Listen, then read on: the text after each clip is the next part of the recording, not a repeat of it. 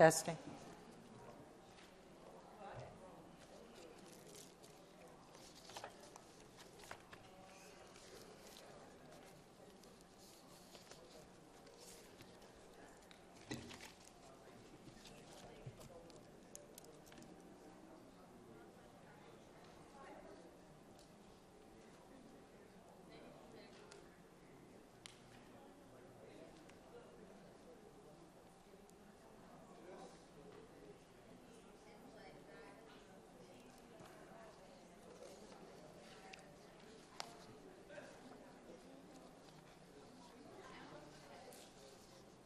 Let me know before you start.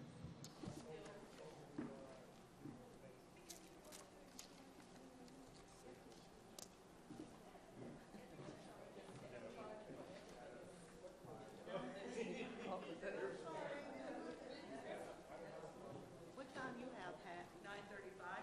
Oh, okay, yeah. Come on up, Pat. Oh, okay, 9:35, yeah. Would you want Jennifer to come up here? She will. After you do yours, I'll signal to her.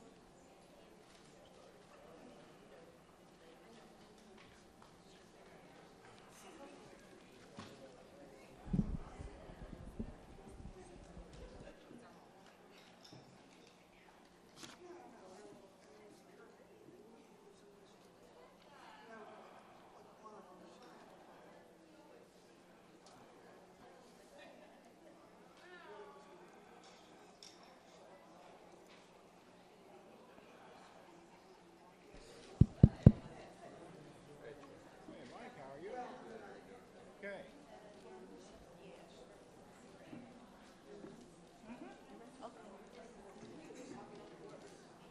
Oh, okay, we're ready when you are.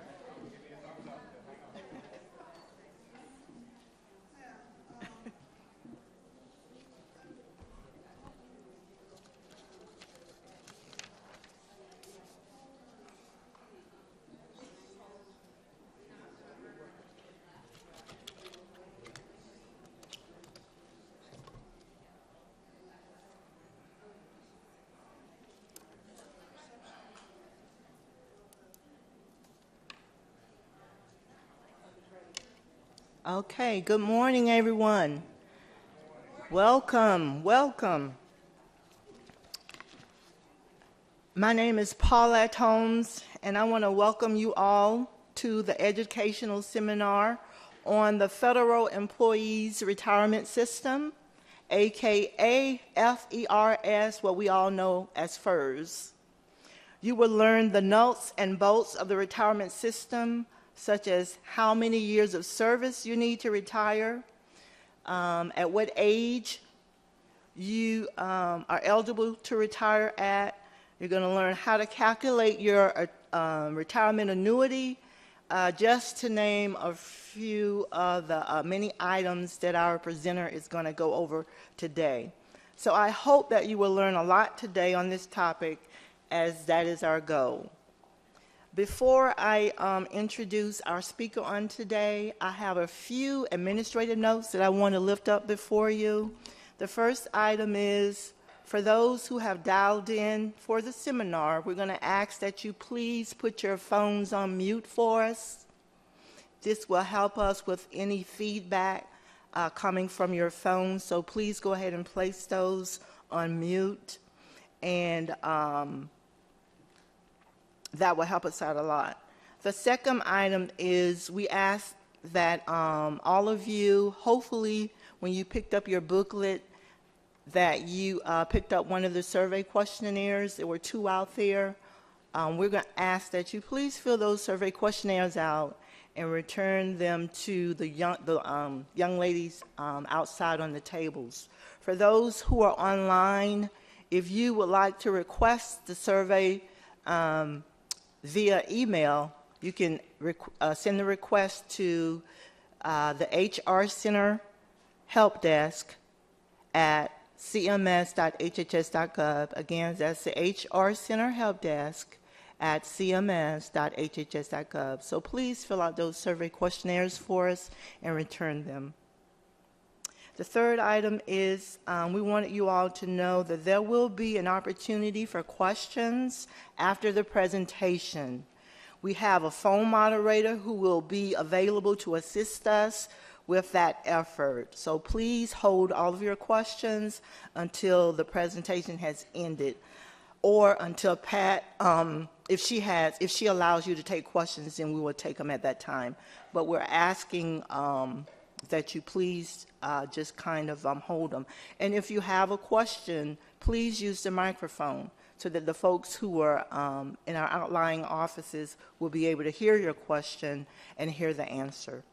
So without further delay, I'm going to go ahead and introduce our speaker on today. Many of you all are familiar with our speaker. She really needs no introduction. She's back again by popular demand. We just love to have her because she does such a wonderful job on the training for the retirement systems. So today I'm going to introduce to you Ms. Pat Carey. She retired from the Federal Aviation Administration on October 2nd, 2011, after over 38 years of federal service. During that time, Pat worked as a police officer, she was a federal air marshal, and she was a training specialist before becoming a personnel management specialist. As a training specialist, she assisted in creating the retirement seminar that was used by all facilities in a 7-state area. For over 20 years, she specialized in human resources, counseling, and assisting hundreds of employees and families with making decisions concerning regular retirements, disability retirements, and death in service annuities. So that's Ms. Pat Carey. And before we bring Pat forward, she also brought an assistant with her today, and her name is Ms. Jennifer Johnson. She's a certified financial planner, and she's a chartered federal employee benefit consultant, and she has over 20 years in financial services industry, and she lives in Frederick, Maryland. So Pat's going to talk a little bit more about her throughout her presentation. So join me without further delay in giving Pat a warm CMS welcome. Thank you, Paulette. You're welcome. Can everybody hear me? Okay, I normally don't need a microphone to be heard. So as Paulette said, I was for over 20 years worked in the benefits department. And one of the first areas to get cut back when they were downsizing was seminars. There was a company in Colorado that recognized you needed to know your benefits. More than that, you needed somebody trained in your benefits to give you financial advice. Because you see, 95% of your answers about retirement are mathematically based. If we crunch the numbers, you're going to get the answer. The other 5%, I believe, is emotional, psychological, and in all fairness, on the scale, they're equal. Sometimes that psychological 5% goes higher than the mathematical numbers. So what she did is she created a program where she trained financial advisors in our benefits, because our benefits are not like the private sector. There are many differences. She not only trains them and gives them that designation of a Chartered Federal Employee Benefit Consultant, or as I call them, a CFEB. They get retested every year to make sure they're up to date on the latest and greatest changes. In return, they host your seminars. You get to meet somebody training your benefits. They get to meet federal employees. It's a win-win all the way around. So today's program is being hosted by Jennifer Johnson. You want to say a few more words? Good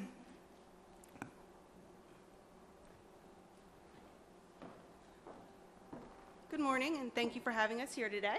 As you said, my name is Jen Johnson. I'm from Frederick, Maryland, and my main purpose in being here today is that you're going to get a lot of information from Pat in a very short amount of time. And you're going to be a little overwhelmed, and then tomorrow they're going to send Pat off to some other facility where she's going to do the same thing again. So my purpose is to be your local financial advisor who you can contact if you have any questions or want any further details about how everything she talks about today applies to your specific situation. With such limited time, we're not going to be able to answer a lot of individual questions about how does this, what does this rule mean to me, or how does this apply to me. So you all have my contact information, and you all have a survey form where you can give me your information.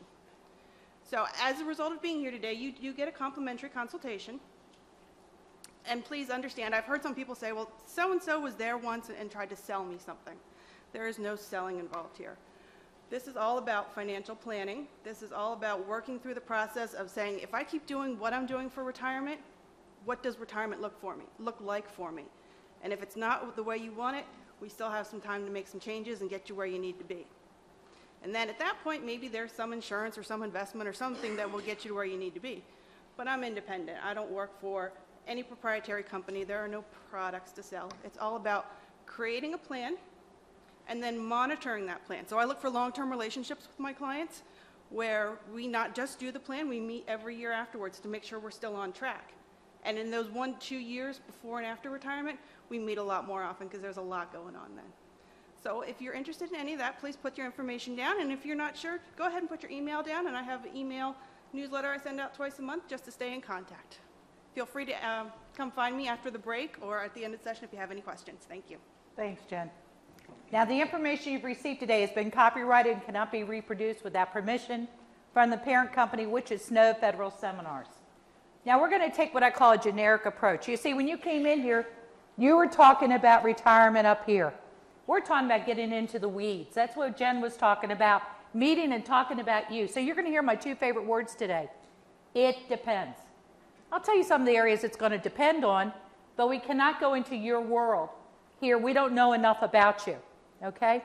Also, be careful when you're getting information from your buds. You see, the information they're giving you is probably not your world. Then again, it may not be their world. It may not even be true at all. I did a seminar once in Sterling, Virginia. The issue was, if you are married to a federal employee, can you receive your own pension and receive a survivor benefit without any reduction? The answer is yes. You can receive both. And this man said, no, you're wrong, my buddy said. So we re-explained to him what the rule was. We read to him what OPM had to say. We let him read it for himself. And in the middle of 75 people, we heard this voice yell out, but I'm telling you she's wrong, my buddy said. And his wife said, now you see what I'm married to.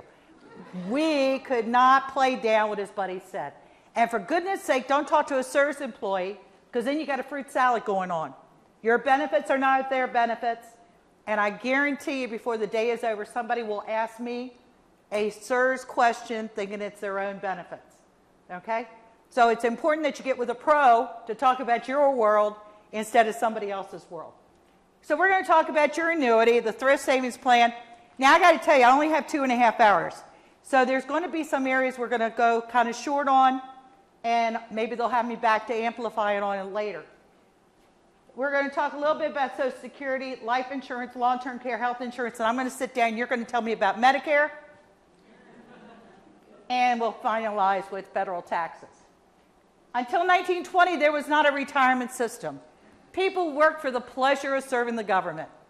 Then in 1920, my retirement system was created, and we ran until 1983 when they created you. Now, why do I keep saying that? Until 1920, people worked for the pleasure of serving the government. You see, there was a congressman that put up a bill a couple years ago that anyone hired for the first time after last year not get a retirement plan. That we become more like private industry, who's doing away with their defined pension plans, which say if you work for a certain number of years and make a certain salary and you're a certain age, we'll give you a certain amount for the rest of your life. And if you so desire, for the rest of your spouse's life. That's why the 401k was created years ago, to replace those defined pension plans. And if you've been listening to the news lately, you have people in the local, state, and county governments talking about removing defined pension plans from their employees as well, because we are the last group still standing. So it's important for you to maintain an awareness. So I believe in you becoming an educated consumer. And to that end, I recommend that you read the Washington Post every day. Not because you're in the D.C. area, but the back page of the A section and page B2 always have articles of things they're talking about doing to us on the Hill. I also recommend that you sign up for a daily email from governmentexecutive.com. Governmentexecutive.com will send you a daily email, again, keeping you aware of what they're talking about doing to your benefits up on the Hill. I also recommend that you read on a regular basis the Federal Times. By definition, they're talking about you. And the last one you may want to find out more about is the National Active and Retired Federal Employees.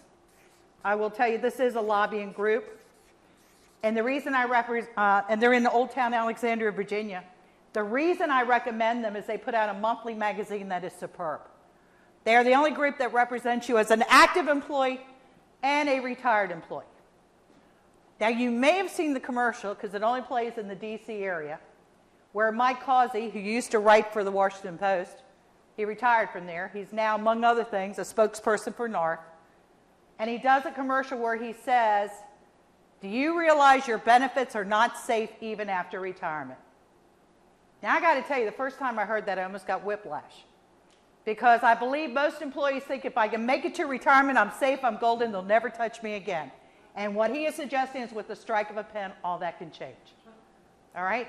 Now, why do I bring that up? I want you to become that educated consumer.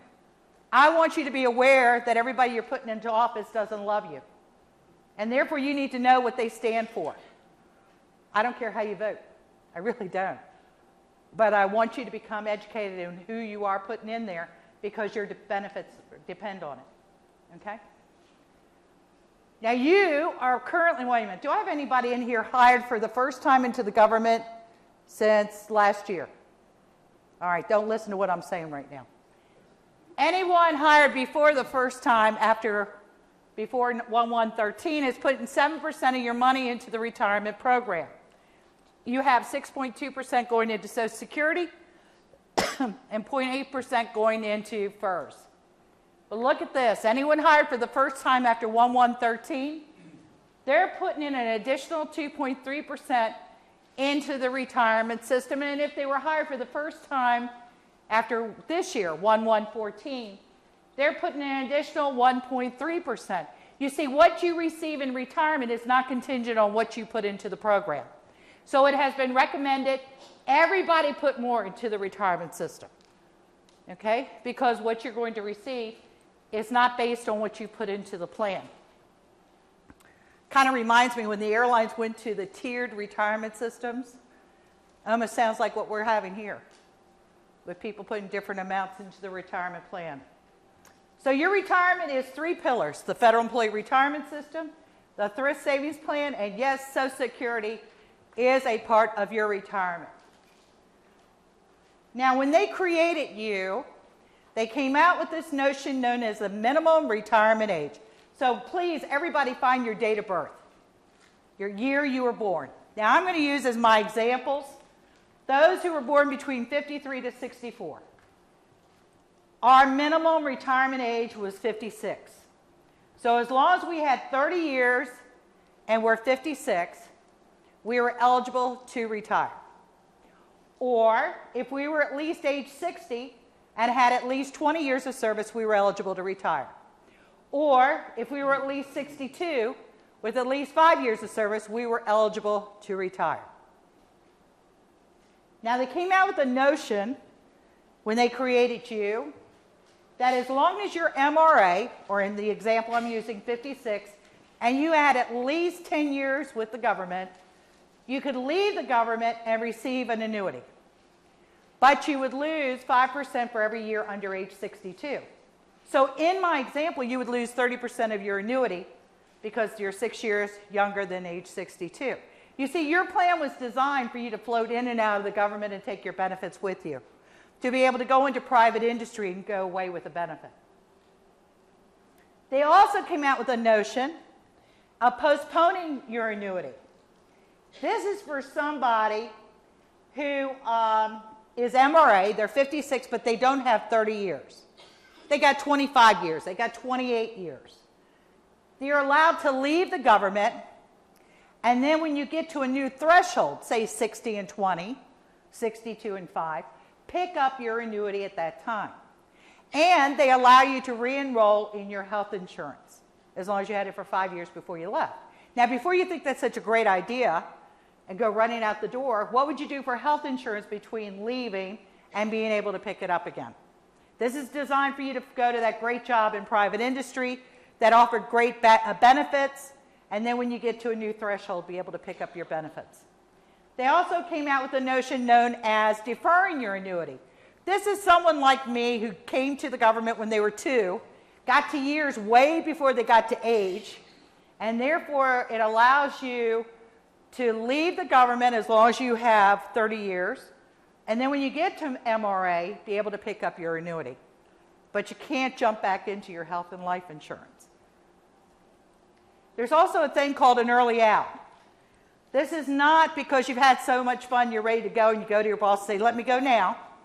This is when your agency goes to OPM and says, we are going to cut back. We're going to eliminate positions, and it could be due to a reduction in force, downsizing, reorganizing, discontinuing your service, or they want to move your job to Leesburg, Florida, and you say, I don't want to go. In order to be eligible, you have to be 50 with 20 years of government service, or any age if you have 25 years government service.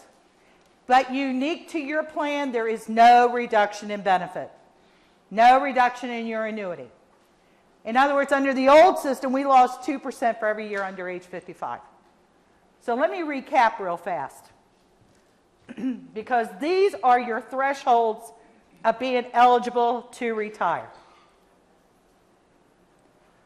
You would have to be MRA with 30 years. This isn't an or, it's an and. You have to be MRA with 30 years of service, or you have to be 60 with 20 years of service, or 62 with at least 5 years of service. Can you be older? Can you have more years? Yes. That's the fundamental base that you would have to meet in order to be able to retire. Or you can go out with MRA plus 10. But you lose 5% for every year under age 62. All right? Or you can go out under a postponed annuity. This is when you've gotten to MRA, but you don't have years. You can leave the government when you get to a new threshold, 60 and 20, 62 and 5. Pick up your annuity at that time. And you're allowed to jump back into your health and life insurance. Or defer your annuity. This is somebody who is not at MRA, but they have years. They could leave the government when they get to MRA, pick up their annuity, but not be able to get back into your health and life insurance. And then the early out. The criteria to be eligible for the early out. Well, let me back up. The position is offered the early out. If you occupy that position, then you have to be 50 with 20 years of service, or you can be any age with 25 years of service. Then you can accept that early out option. But the person is not offered the early out. The position is being eliminated due to one of those reasons. Okay?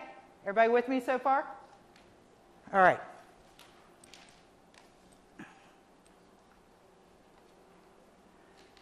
This is your first homework assignment. I recommend you get a paper copy of all your personnel actions. The reason I say paper is because if you put it on a thumb drive or a disk and it gets corrupted, you're out of luck. These forms can only be downloaded on a government computer in government time, government printer. Because of the firewalls, you cannot do this at home. So as a result, if you do not do it as an employee and you retire, you are no longer eligible to be on a federal computer. You too will walk around with one of these visitor badges, okay? When you download your personnel actions, you want to make sure all years of service are in your folder. You see, if you transferred to CMS from another agency, they would have called for your personnel actions. However, a lot of times they don't look to make sure they made it into your folder. This isn't just this agency, it's every agency. So when you get ready to retire, they download your OPF, your official personnel folder, and these SF50s are your notification of personnel actions. They're done every time you have a change in job or change in salary or change in benefits.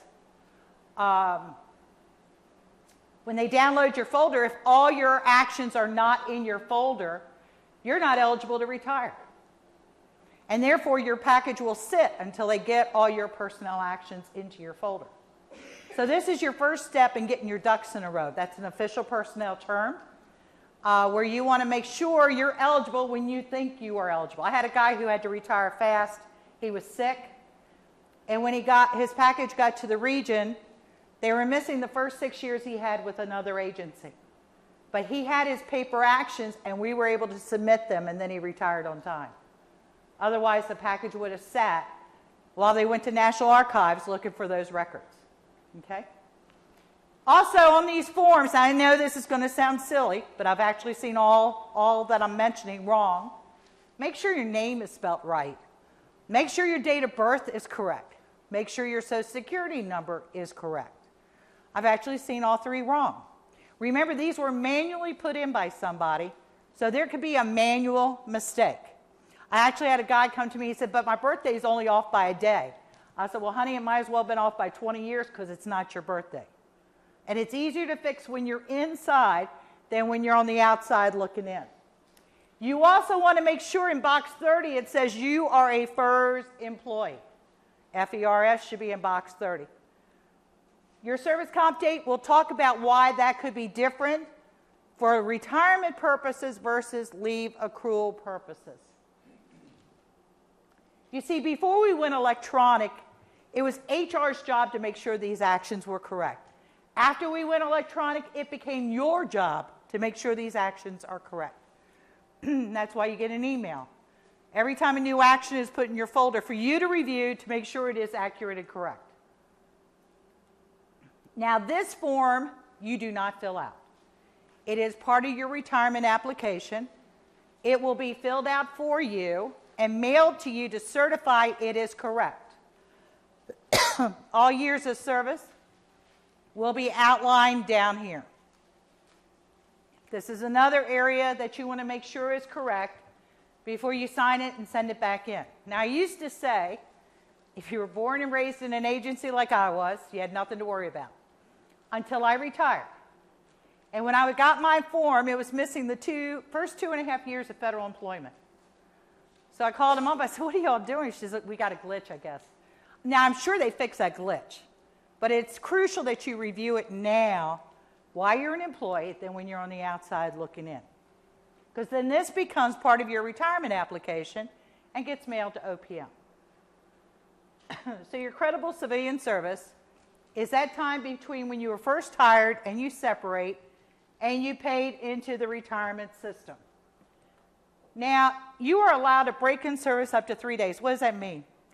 Sometimes when you get a job offer from another agency, your boss will say, I'm not going to let you go. If you have a firm offer in writing, you can resign as long as they pick you up within 3 days. That 3-day break is forgiven. You're also allowed up to 6 months to be on leave without pay. Leave without pay is an approved absence without pay. All right? Actually, you could be gone a year. You could go out June July 1 to December 31st, January 1 to June 30th, 2 different 6-month periods, and never have it affect your retirement. Now, don't go right into your boss and say, I'm late, I'll see you in 6 months. This is normally in conjunction with illness, maternity, paternity leave. Yeah.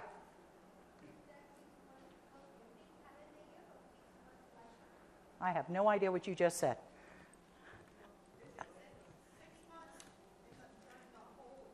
Six months in a calendar year, every year it resets. So you could be gone. The question was, are you limited to 6 months in each calendar year? So if you were out sick, because it's an approved absence, right? And trust me, your boss has to explain why you're not at work. So if he doesn't have a doctor's note, or you don't have maternity, paternity absences, then he cannot just let you go off for 6 months, okay? And then the January 1, it starts over again. You can do another 6 months. It's to show you they don't nickel and dime every absence, okay? And workers' comp, if you were on a work-related injury, as long as you return to work or have an approved retirement by OPM, that time would be credible. Now, you do not have people who are intermittent workers here at the agency. All right, you may have people working intermittently, that doesn't count. See, I started to laugh at my own joke before I even said it. FEMA hires people to work a hurricane, a tornado. Then they let them go. IRS will hire agents to work a filing season. And then they let them go. Their year is based on 260 days a year. Now, has anybody worked part-time for the government? Was it before or after? Well, has anybody worked for the government part-time before 1986? Okay. Everybody after 1986, part-time? Okay. You are given year for year count towards retirement, but that period of time that you were part-time, your annuity is prorated. It's reduced based on the number of hours worked. Okay? Now, did anybody work for the government where you did not pay into the retirement system? The important thing here is if you did it after 1989, you can never ever make a deposit on that time. Before 1989, they allowed a deposit to be made. So you get full credit towards Social Security, you get 0 credit towards eligibility to retire. Did anybody work for the government, quit the government, and come back to the government? Welcome back. Glad to have you. Did you take your money out of the retirement system? Oh, did you put it back? When I started here, I found out that I had to pay it back in order for 30 years, and even 30 years. Okay, here's what happened. Before 2009, if you quit the government and took your money out, and you came back, you could never ever put it back in. Well, that wasn't fair, because under the old system, we could redeposit our money. In 2009, they changed the law and said you are now allowed to make a redeposit on the money we gave you back, plus interest since you've had it. In 2011, they changed the rule again and said if you do not pay the redeposit, the years will count towards eligibility to retire, but your annuity will not get any credit. It's math. Crunch the numbers with paying it back, not paying it back, and then figure out whether it's to your benefit or not to pay the redeposit. I'm going to have to move you up close if you're going to be asking me questions, hon, because I can't hear you back here. Okay, deposit. Her question is, what is a deposit? Remember I started out on the first slide and said you put 7% of your money into the retirement system? That is making a deposit into your retirement. So some people, when they quit, got all that money back. Now they're allowed to redeposit. Make sense now? I wasn't clear. Thanks for asking me. Okay, who was in the military? Thank you for your service. Now, how many are not receiving an active duty retirement? You're the ones I want to talk to. You see, when you were in the military, you paid into Social Security. So in order to get a credit for both into your FERS and your Social Security, you now have to pay a deposit into the federal employees retirement system.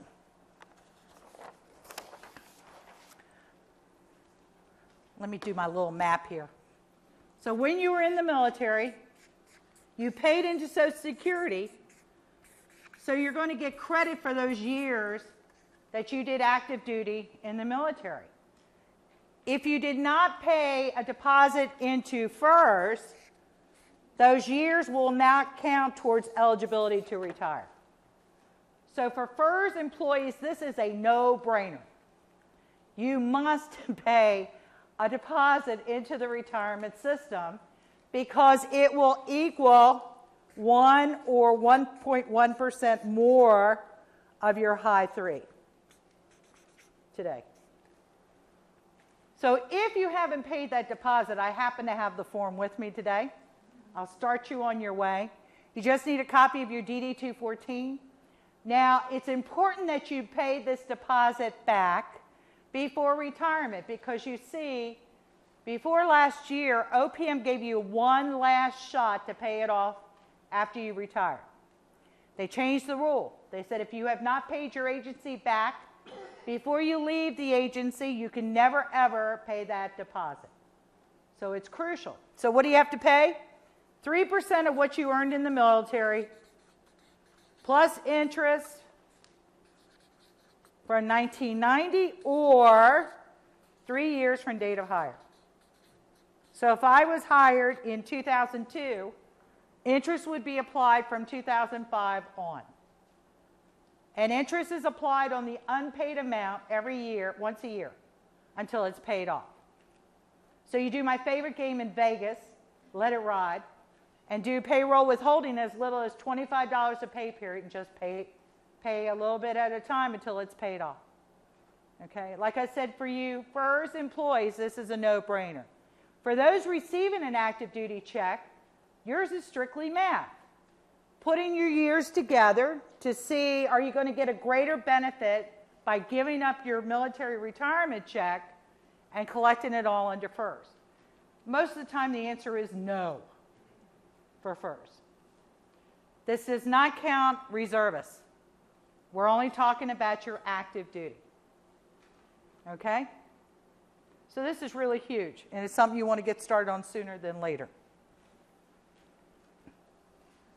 Because like it says here, if you do not make the deposit, you do not get any credit towards eligibility to retire or towards increasing your annuity.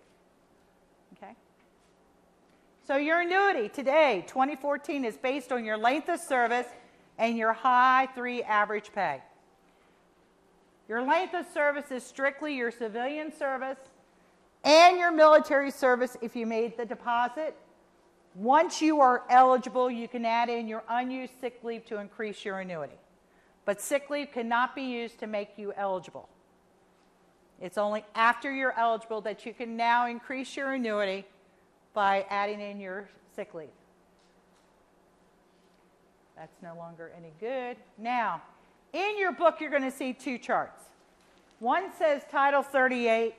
I need you to put a big X through this Title 38 VA, because none of you are a doctor or nurse with the VA. So big X through Title 38. And then we're going to go back to sick leave chart 2087. Because you see, around 15 years ago, the government decided that's how many how many hours a year you work.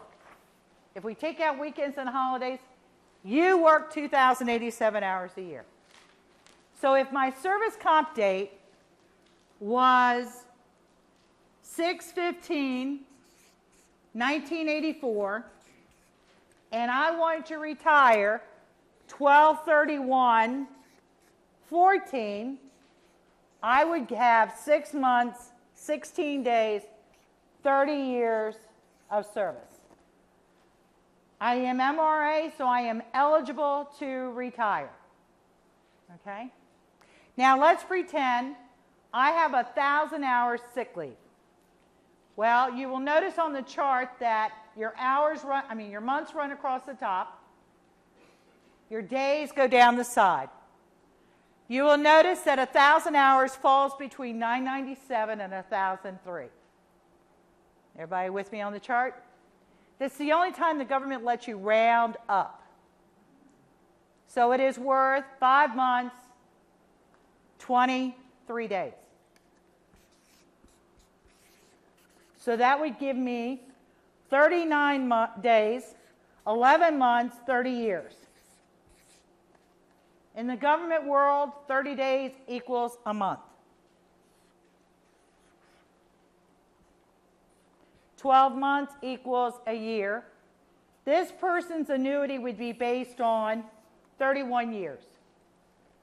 Days do not count towards adding to your annuity. But you don't have 9 days to burn in this instance. You would have to go back to the chart. But before you do that, I took a course from OPM over 20 years ago, and it's stuck with me ever since. They said, remember, we are the final deciders of your annuity. So as a rule of thumb, I have always given back 2 days so that I don't lose a whole month. And then I would go back to the chart and see 7 days is worth 41 hours. 41 hours that can be used for bona fide sick leave absences. I'm not encouraging anybody to get ill. As a matter of fact, don't get too sick too soon. I had a guy who was not going to retire couldn't retire until the end of June. And he wanted to walk in the way he walked in, not an hour to his name. Which means he had to call in sick on many pretty days like we're about to have. All right? So, what happened in January, he fell on ice, needed back surgery. We cannot advance you leave unless we know you're coming back to work it off. So the agency could not advance him leave. So then he went in the leave donor program. The program where your buds have to donate leave in your name. Now I did this seminar at another agency and a lady said there's 3 questions you ask. Do I know them? Do I like them? Have they been judicious in their leave usage? Yeah, they knew him. Yeah, they liked him. Heck no.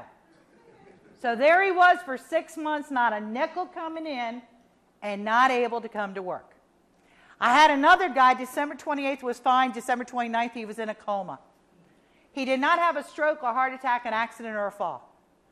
As a matter of fact, I just did this seminar a couple of weeks ago, and I met another guy, he was in a coma. No, dropped out at work. Boom, in a coma, 46 days. So this guy I know of intended to retire. So he had a boatload of leave to carry him into retirement. And that's when we found out that nobody can retire you for you. You either got to die or wake up for the spouse to receive benefits. Okay? Now, when he woke up 3 weeks later, they didn't think it'd be real cool to run in and say, you want to retire? They said, we'll give him a couple of days. 3 days later, he went back down in the coma for another 3 weeks. Now, when he woke up the second time, I did meet with him and the family.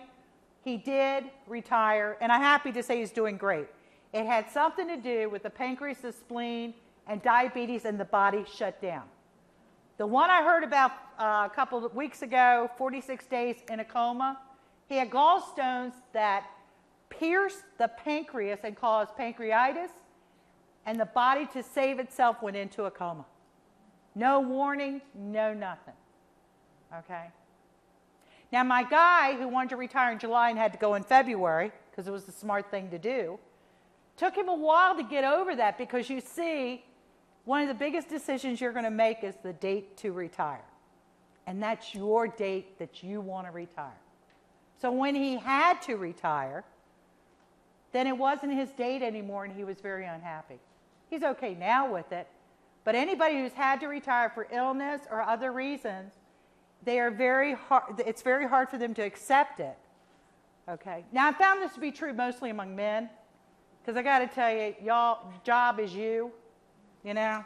Women, we wear so many hats, we're happy to chuck one off. We got 15 more to take its place. But you guys, your identity is your job. And God forbid if you're a manager, who are you going to manage? Your wife is not going to put up with that stuff when you leave. So you stick around to boss around. Okay? I did a seminar in Minneapolis, and I had a 74-year-old scientist come in with his wife, and she looked at me and said, make him retire. So I looked at him and I said, if you could do anything in the world, what would it be? He says, I'm doing it right now. Don't you understand? I could discover something where I'm saving hundreds of lives. He said, if I retire, what would I be? Husband, dad, grandfather. That wasn't enough. Okay? As a matter of fact, at NIH, a lot of people who retire come back and do volunteer work on the same project they were working on. And let me tell you, a decision to not retire is a decision. Just tell your family what they're going to get when you die, because you got to leave one day. You don't get to stay. So then and that's what I said to his wife. You want to hear what you're going to get when he dies? Because he's never going to leave. And he said, thank you. Because he's never going to retire. Now he just doesn't have to make excuses to the wife. You know, he can go back to work every day.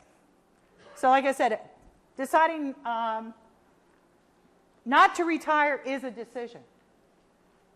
So this person had 28 years, 1 month, 3 days federal service. They were in the military that they paid the deposit for 4 years, 2 months, 6 days. That gave them 32 years, 3 months, 9 days. They were eligible to retire. Now we can add in the 6 month, 18 days of unused sick leave, and they have 32 years, 9 months, 27 days. They have a choice. They can either move their retirement date to make that 27 into a 30, or go back to the chart and convert it back to hours. If you have more than 2,087 hours sick leave, you would subtract that number from your number, whatever you have. Say it's 3,250. Well, you would take off 2,087, because that's a year, and then I would go to the chart and look up 1163. Okay? So today, 2014, your high 3 is the 36 consecutive months that you made the most money. It does include locality. It will not include night differential, Sunday pay, holiday pay, CIP, awards, or any other differential. Now, why do I keep saying today, 2014, it's your high 3? You know, they're talking about going to high 5. I believe it's going to happen, as does the Federal Times and the Washington Post recently. And they're predicting, as I have, that it's going to happen next year. You see, 4 years ago when they talked about going to high 5, we were getting something called cost of living increases. But have you seen one the last 4 years? So after next year, it pretty much doesn't matter if it's high 3 or high 5, the number's going to be almost the same. And you see, I think that was a plan. But I'm a cynic. I believe they felt, okay, we'll freeze their pay, see how they like that, and then we'll slide it through at 2:30 in the morning on the 13th of the month. Hey, they gave themselves a pay increase at 3:30 in the morning on the 16th of the month, whatever it was. In other words, they're going to pass it so when you wake up, it's a done deal and you can't get out the door fast enough. Okay? That's just my prediction. So I take you back to page 1 and say, keep reading. So you remain that educated consumer. And then it will be the 60 months that you made the most money. More than likely, it's going to be your last time with the government. But if you were to transfer from Baltimore, Maryland to Fort Myers, Florida, that would have a lower pay rate and probably has a lower locality, then your last time at the agency at Medicare could be your high 3, high 5, whatever it turns out to be. Okay? In other words, they don't pluck those temporary promotions out.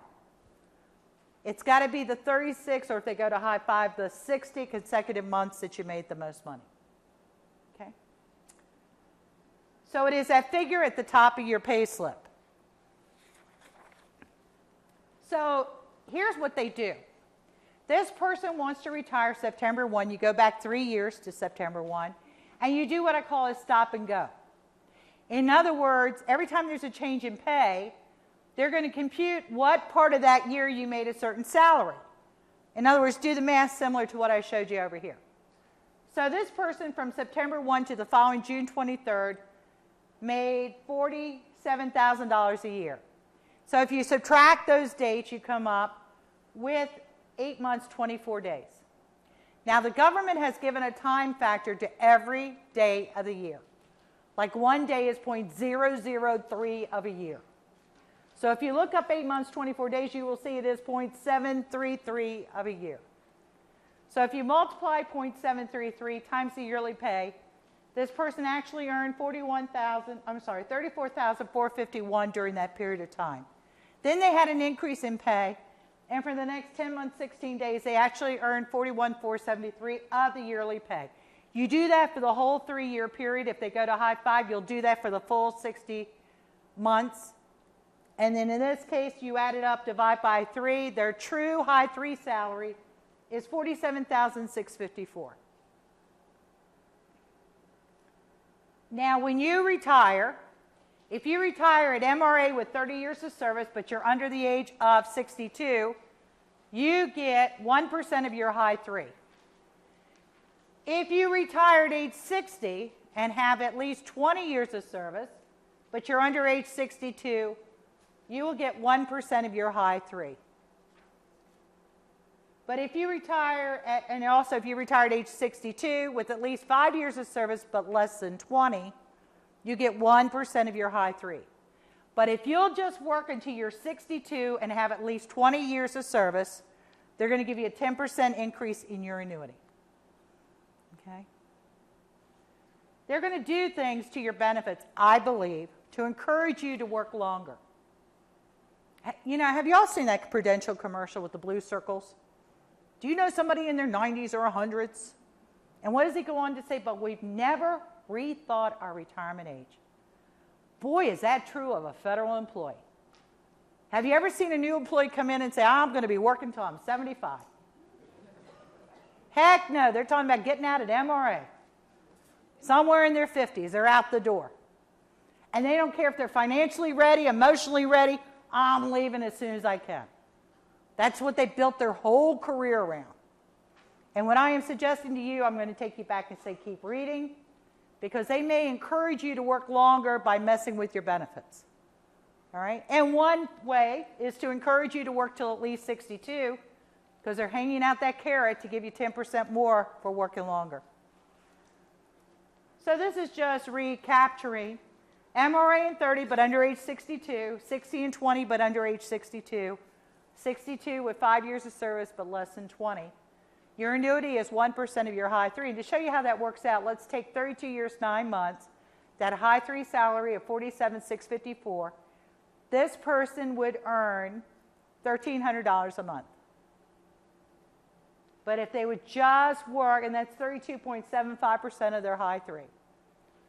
But if they just work until they're 62, with those same 32 years, 9 months, they would get an additional $130 more a month, or 10% more. And they would receive 36.025% instead of the 32.75.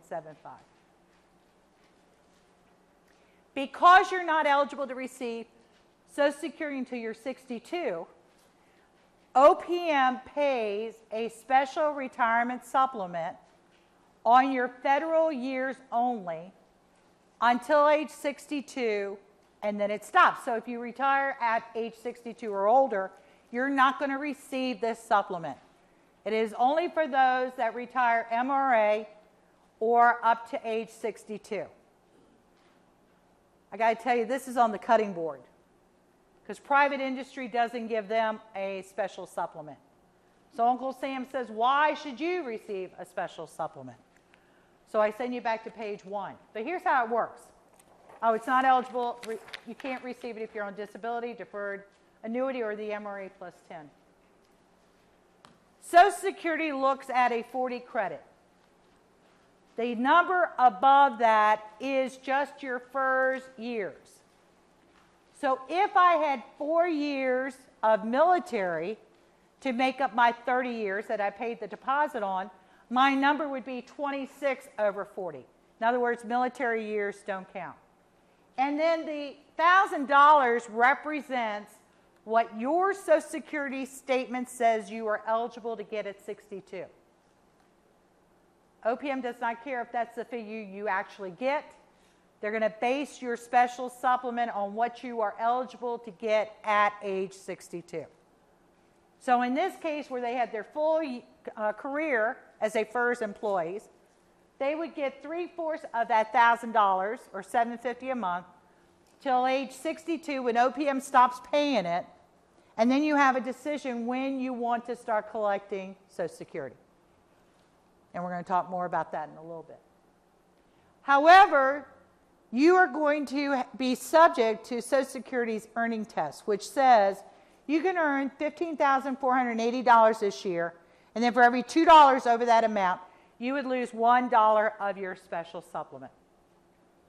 Okay? So again, check out your MRA. I'm using 56 as an example. I can't receive Social Security until I'm 62. So as it stands right now, I would be eligible to receive this special supplement for 6 years. But again, it's on the cutting block. Yes, ma'am. MRA was I am 56 in my example, whatever your date of birth is. Whoops, wrong way. Pick your date of birth according to the year you're born. You have 10 years of federal service. You can leave the government, but you would lose 5% for every year under age 62. 5% of your annuity. So you got a great job with Yahoo. You could leave the government as long as you're MRA and as long as you had 10 years federal service, go get your job with Yahoo and still receive an annuity from the government, but lose 5% for every year under age 62. Okay? Say again?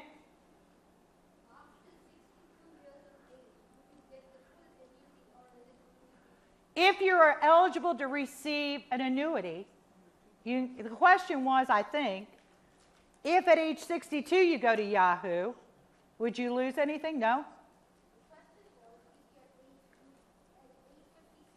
Right. Your age is 57. All right. All right.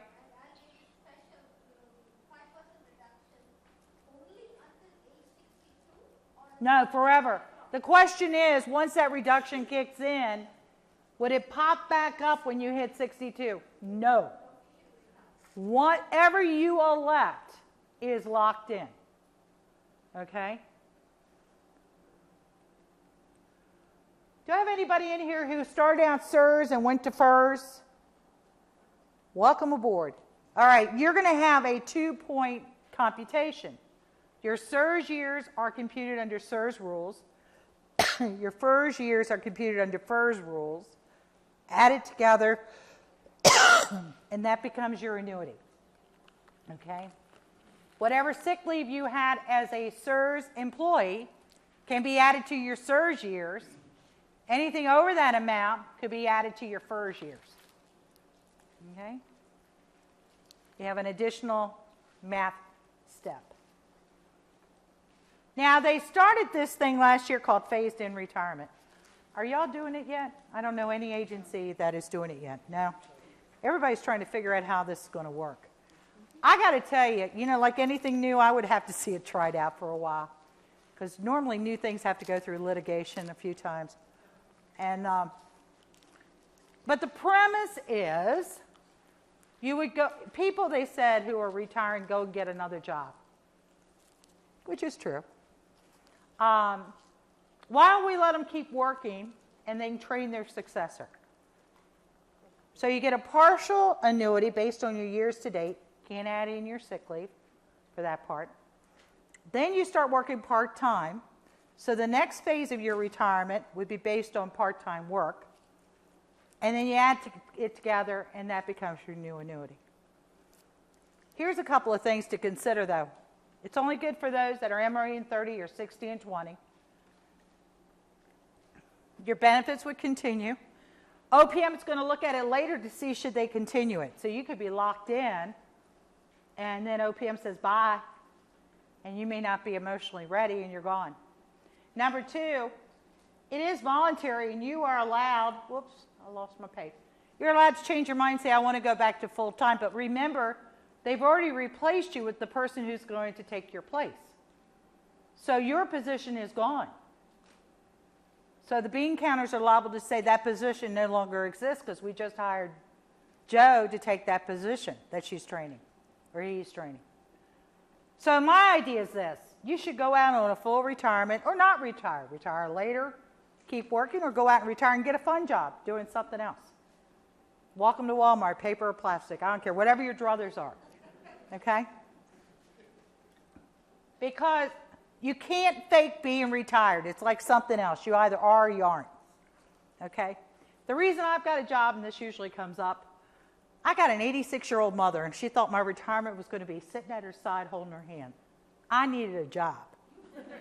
But this thing is so part-time, they say, do you want to go to Baltimore? And I said, yeah, I'll go.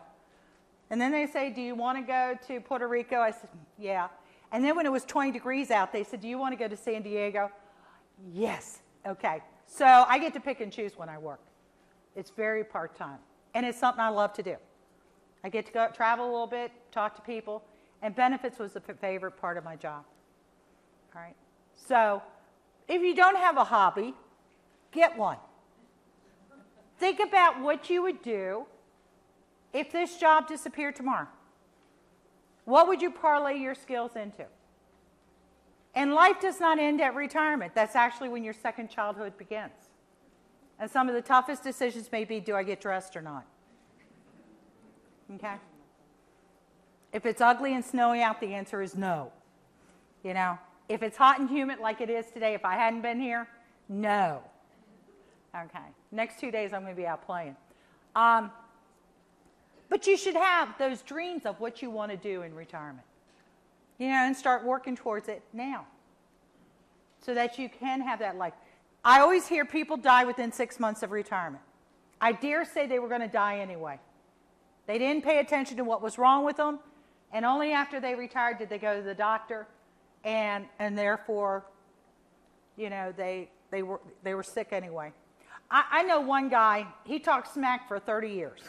As soon as I'm eligible to retire, I'm out of here. And people really didn't care for him. So as he got closer and closer to retirement, they said, didn't you say you're going to leave as soon as you can? And he could never swallow his pride to say, I'm not ready. And yes, he was bored to tears after he retired. However, I dare say most people can't remember how they had time to go to work. Because I can think of more trouble to get into when I'm not working than you can imagine. Okay? There is an adjustment. I will tell you, third day after I retired, I woke up one day and thought, what in the world have you done? You don't have any money coming in. You don't know when they're going to pay you. Nobody really cares what you're doing. Now, I got over it 2.3 seconds later, but there was that moment when I knew I didn't have a job. Okay? So you can pretend all you want with phased-in retirement. You can't fake it. You either is or you ain't. As far as furloughs are concerned, where you had to take 22 days or up to 22 days, the important thing to know is that, like I told you, they forgive up to 6 months leave without pay. If you were furloughed for 22 days, for every 80 hours that you're furloughed, you don't accrue annual or sick leave. Or for every 80 hours you're in a non-pay status, you do not accrue annual or sick leave. So if you had been furloughed for 22 days, you would not have accrued annual or sick leave for 2 pay periods. Now, when the government shut down, this is when the Congress failed to do their job and sign the bill. If you weren't essential, you were sent home. And then when everybody came back to work, they received back pay. Now, I will tell you, don't look for that in the future. I believe, this is my crystal ball time, I believe that in the future, they're going to say private industry didn't get back pay, hotels lost money, cab drivers lost money, restaurants went under for federal employees not coming to work. And they didn't get compensated, so why should federal employees? Now, mind you, they caused the problem by not signing the bill. But you do know the deficit is your fault, right? You do know it's all on the federal employees' back. And that's where I could take you back to page 1 and say, be aware who you're putting in office. Because they don't all love you. I know of a case in Oak City. We have employees who were hired by the FAA whose pay is attached to the FAA appropriation bill being signed. Every year that thing is delayed in being signed. As a result, they don't get paid, and then when it is signed, they get back pay. But a few years ago, Secretary LaHood had to go on the Hill to fight to give them their back pay. Because Congress said private industry wouldn't get back pay, why should they get back pay? even though they're the reason the daggone thing didn't get signed, right? Now, their congressman went on TV and said, I do not support giving them a back pay. He wasn't running again. He didn't need their vote. All right? So that's why I say, I don't care how you vote, just be aware, not everybody's in love with you. Okay? Yeah. So we got paid, but it didn't impact our period time of work. No, what did happen, though, was when you did get paid, you probably had to double up on your health insurance premium because for one whole pay period, you didn't receive money. And although you still had annual leave, your retirement was still handled, you do have to make up health insurance premiums when you come back. But it doesn't affect your years of service. No, it doesn't. Remember, you're forgiven 6 months in a calendar year. That's true. The question was, it doesn't affect your retirement. No, because you're forgiven up to 6 months in a calendar year. Okay? Even though it's our fault. Yeah, even though it's your fault. Yes. That was sarcastic. Anybody listening to me? Okay. Here's the kicker, though. If I was going to be on scheduled leave, and this even went so far as I was having surgery, and I was on approved sick leave, you cannot be in a paid status on a furlough day. So if it's use or lose, you have to put in writing to your boss to request to have it rescheduled. And here's how it works. If I'm off weekends, I would probably want him to give me a Friday or Monday. But if he came back and said, I can't give you Friday or Monday, I'll give you Tuesday. And I say, I don't like Tuesday. My choices are use Tuesday, lose Tuesday, donate Tuesday. Liking it is not a criteria. Being furloughed is not a reason to carry it over to the new year. Okay? Okay, moving right along. I used to hate to say this, but I love saying it right now. Back in the old days, when guys were in the service, just as they were getting ready to retire, they would sometimes trade in their spouse for a younger model. And then that spouse would have zero entitlement to benefits. It would also happen when an employee died, the spouse would go into OPM and say, I'm here to collect Guido's benefits. Guido died. Only to find out Guido didn't leave benefits after he died.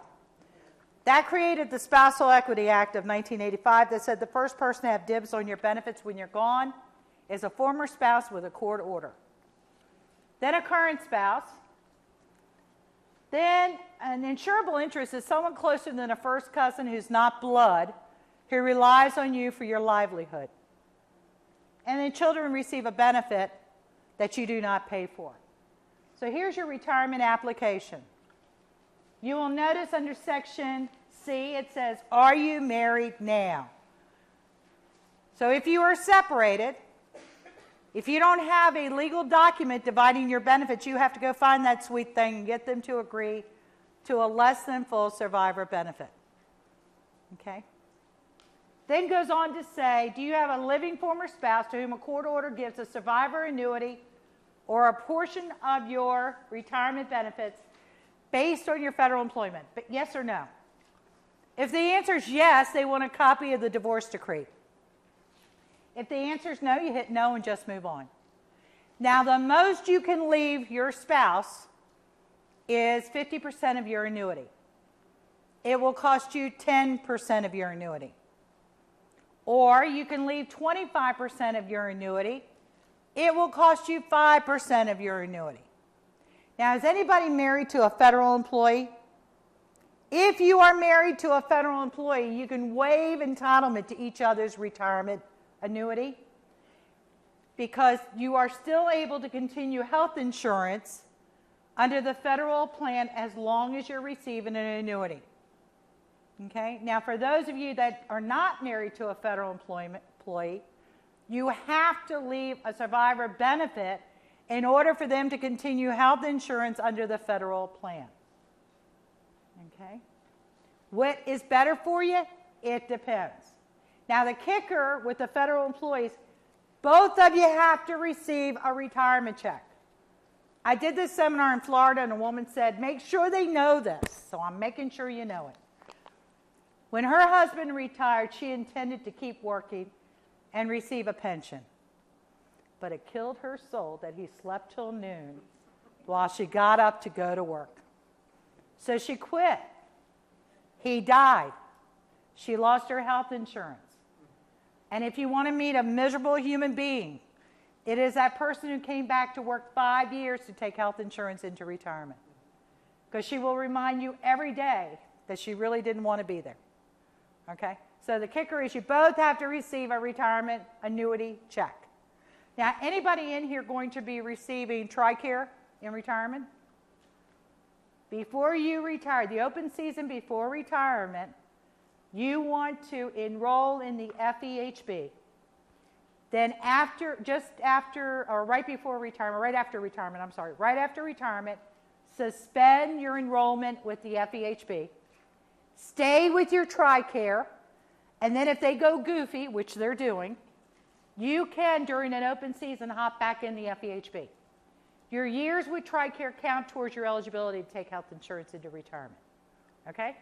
But the kicker is, if you go into retirement without being in the FEHB, you can never, ever, ever get back in.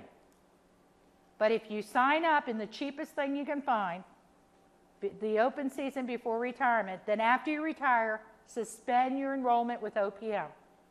Stay with your TRICARE, and then if you don't like what's happening,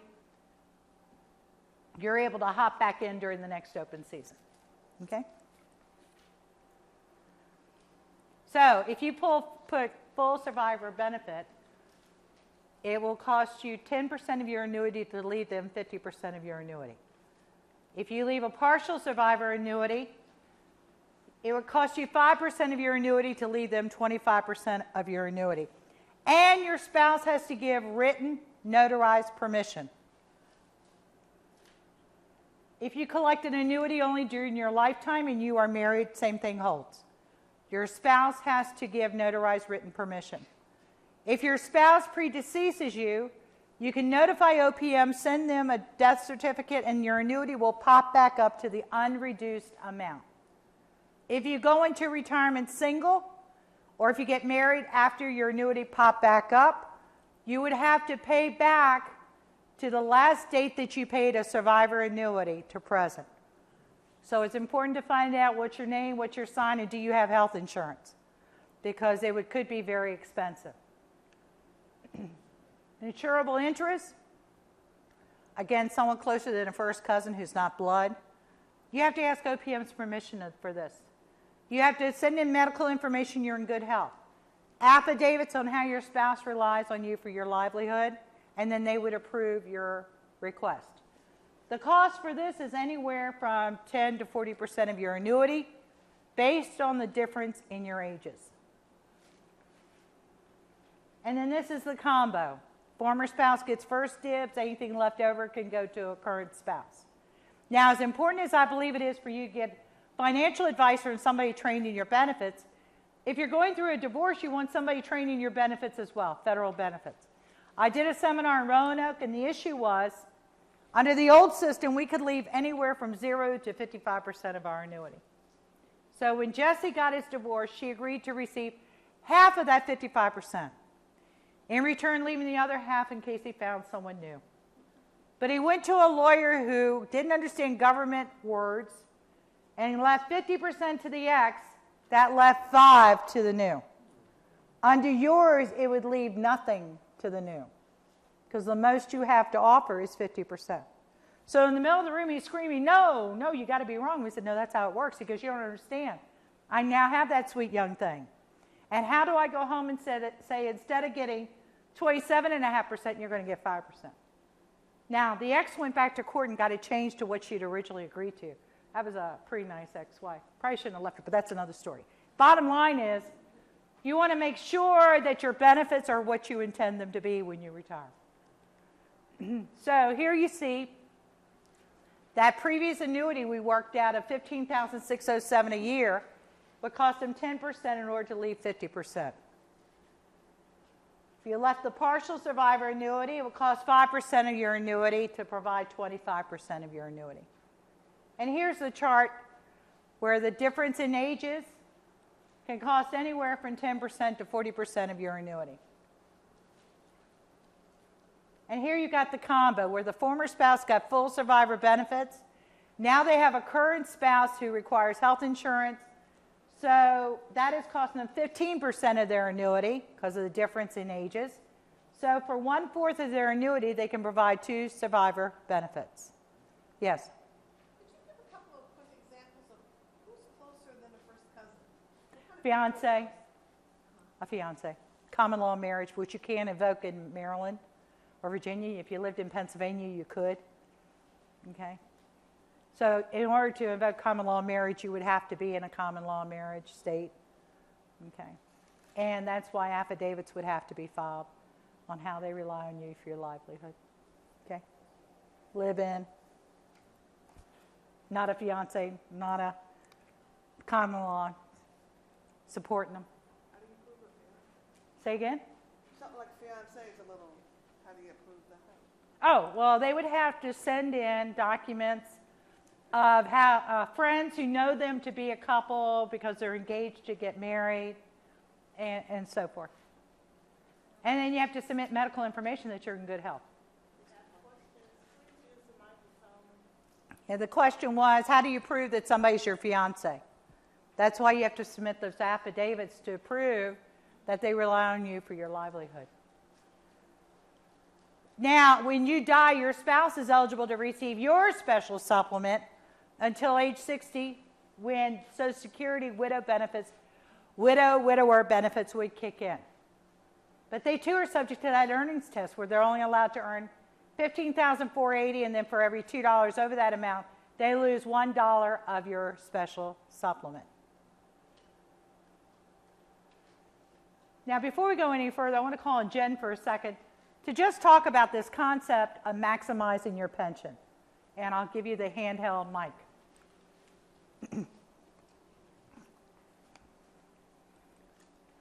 I thought,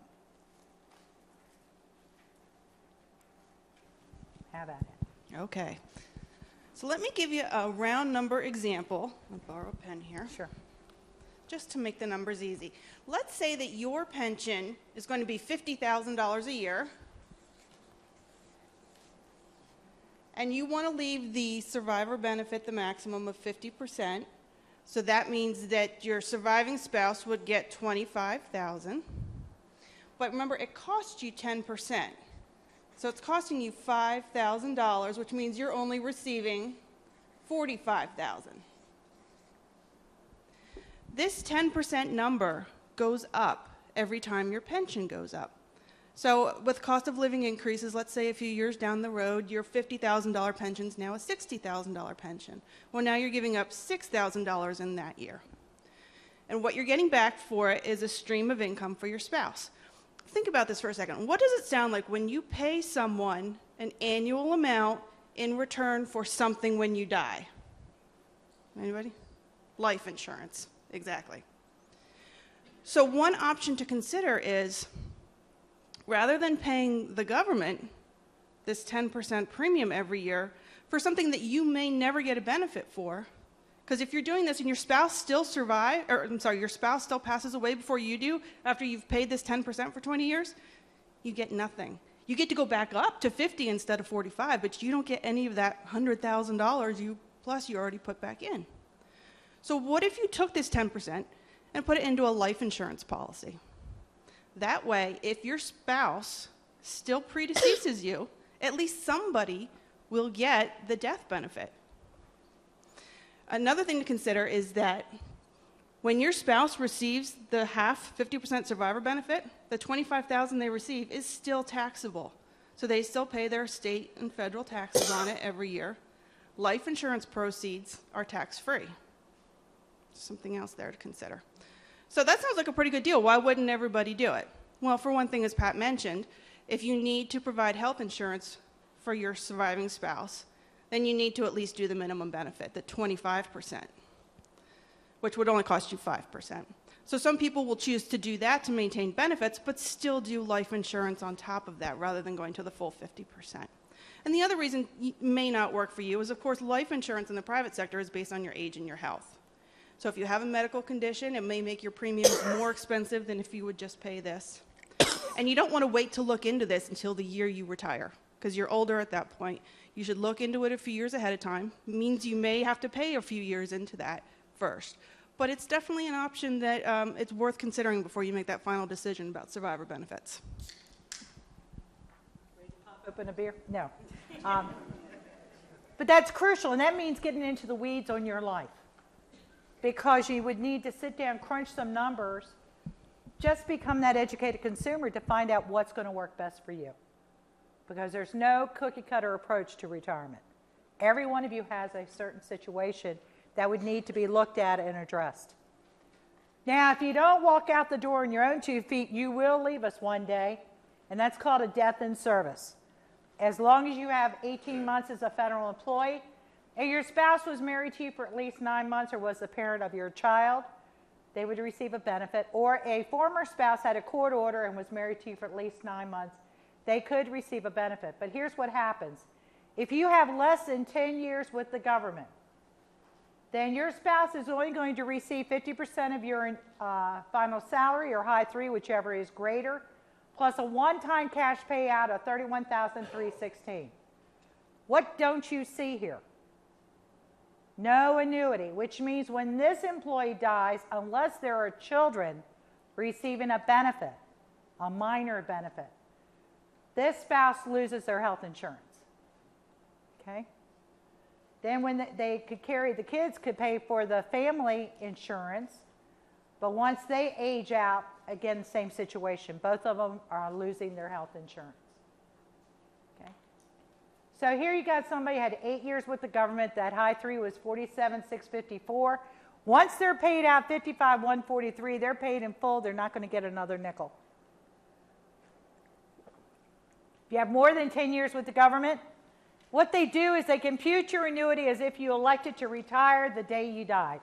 In other words, they're going to pay you for your last breath on earth. And then they're going to compute your annuity, and your spouse could receive 50% of that amount. Plus the one-time cash payout of $31,316, plus the special supplement until age 60, when Social Security widow benefits are going to kick in. Yes?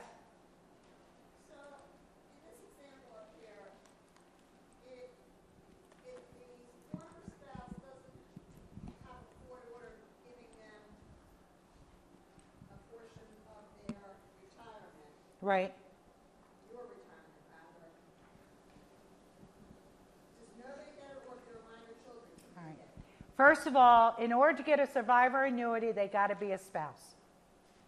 Rule number 1. They got to be a spouse. So in this situation, girlfriend, fiance, common law, nada. Children cannot receive a survivor benefit. So as a result, if you died single with 20 kids, nobody's going to receive anything more than the 7% you put into the retirement the 7.8% you've been putting into the retirement system. Okay? Which again would be to get into the weeds to find out what your needs are. Okay? And let me suggest, have you ever noticed your buddies all have $1 million policy? Have you ever thought that can't be right for everybody? I mean, whoops. Somebody's got to need $3 million. And somebody's got to need only $500,000. And maybe somebody doesn't even need insurance at all.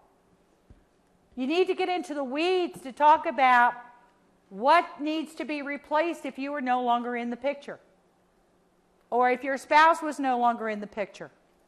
And we have different needs at different times in our life. That's where sitting down with a pro and crunching those numbers, playing, well, what if this happens? What if that happens? Because you see, she's got the programs to crunch them every which way but loose. And that's where it becomes a very individualized thing. But the government does not. I'll show you what the minor benefit's going to be in a minute. So in this case, remember the employee had 32 years, 9 months when they died. The spouse would receive 50% of their annuity, plus the one-time cash payout of $31,316, plus the special supplement from Social Security until age 60 when widower benefits would kick in. Children, the survivor benefit stops if the spouse or former spouse remarries before age 55, unless they were married to you for 30 years. Then they can remarry the next day and still collect the survivor benefit. And you might want to check the water. Now, if the current spouse's subsequent marriage ends in death or divorce, they can go back and recollect that survivor benefit. But once the former spouse remarries before age 55, without virtue of being married for 30 years, they can never ever go back and recollect. Children receive a benefit, whether you die on the job or die in retirement, as long as they're unmarried, up to age 18 if out of school, up to age 22 if a full-time student, or any age if disabled before 22 and still disabled. I got to tell you, I've had a lot of folks address the fact that they have a adult handicapped child, disabled child, but they're all wanting to get married because, see, that's normal. And then when they get married, they lose their benefit. So trying to convince that disabled adult not to get married is pretty hard in order to keep their benefits. If one parent is remaining, each child gets $511 a month, not to exceed $1,507 per month per family. If both parents are deceased, each child will receive $603 a month, not to exceed $1,809 per month per family. Now, when you first came into the government, you probably put down mom, dad, or spouse 1, 2, or 3 as your beneficiary. And if you've never changed it, that's who's going to receive your money when you're gone. And I've seen a lot of former spouses torn up when the person died. And I've seen a lot of current spouses want to dig them up and kill them again for not changing the beneficiary. So the first form you're going to fill out is an SF 1152. This would be for your final paycheck and unused annual leave monies. SF 1152. The next form, if you have life insurance with the government, would be an SF 2823. And then the third form with OPM you would fill out as an SF 3102 for the 0.8% you're putting into FERS. But you may say, but Pat, I've got a spouse. What if you're both in the same car? Who do you want to get the money then? Okay? These can all be found at opm.gov. There is a link that says forms. Fill them in, print them out, get them to HR so they can put them in your jacket. Now, if you want to see what you have on file, it should be in your OPF. So when you're downloading your eOPF, you can look and see what's there. If you can't find it, my theory is when in doubt, fill new ones out. Now, you can't leave money to kids under 18 or else the courts will appoint a guardian. And you also need to know people's financial state. As you well know, if they're receiving Medicaid, they're restricted to the amount of money they can receive into their account. I had a guy who was dying. He was going to leave his dad his life insurance. If he had, it would have knocked his dad out of his medical insurance in his apartment because he was a Medicaid recipient. So it's crucial that you know these things. The fourth one, you would go to tsp.gov and you would fill out a TSP-3. This is a form you have to print out, fill in, and you are allowed to fax it in to TSP, but it has to be perfect. In other words, no whiteouts, no crossouts with initials, no overwriting. If you make a mistake, start over again because they're going to mail it right back to you. Now, if you're one of these people that has everything password protected on your computer, may I suggest you put a note in your wallet saying, if you're reading this, I must be gone, the password is. I can't tell you how many families we had to hire a geek to come in and break into the computer. Also, I know there's a thing about trust, but what if you and your spouse were in the same car? Would anybody have a clue where anything was? So maybe you need a note in your sock drawer that says, if you're reading this, we must both be gone. Look for the box under the stairs.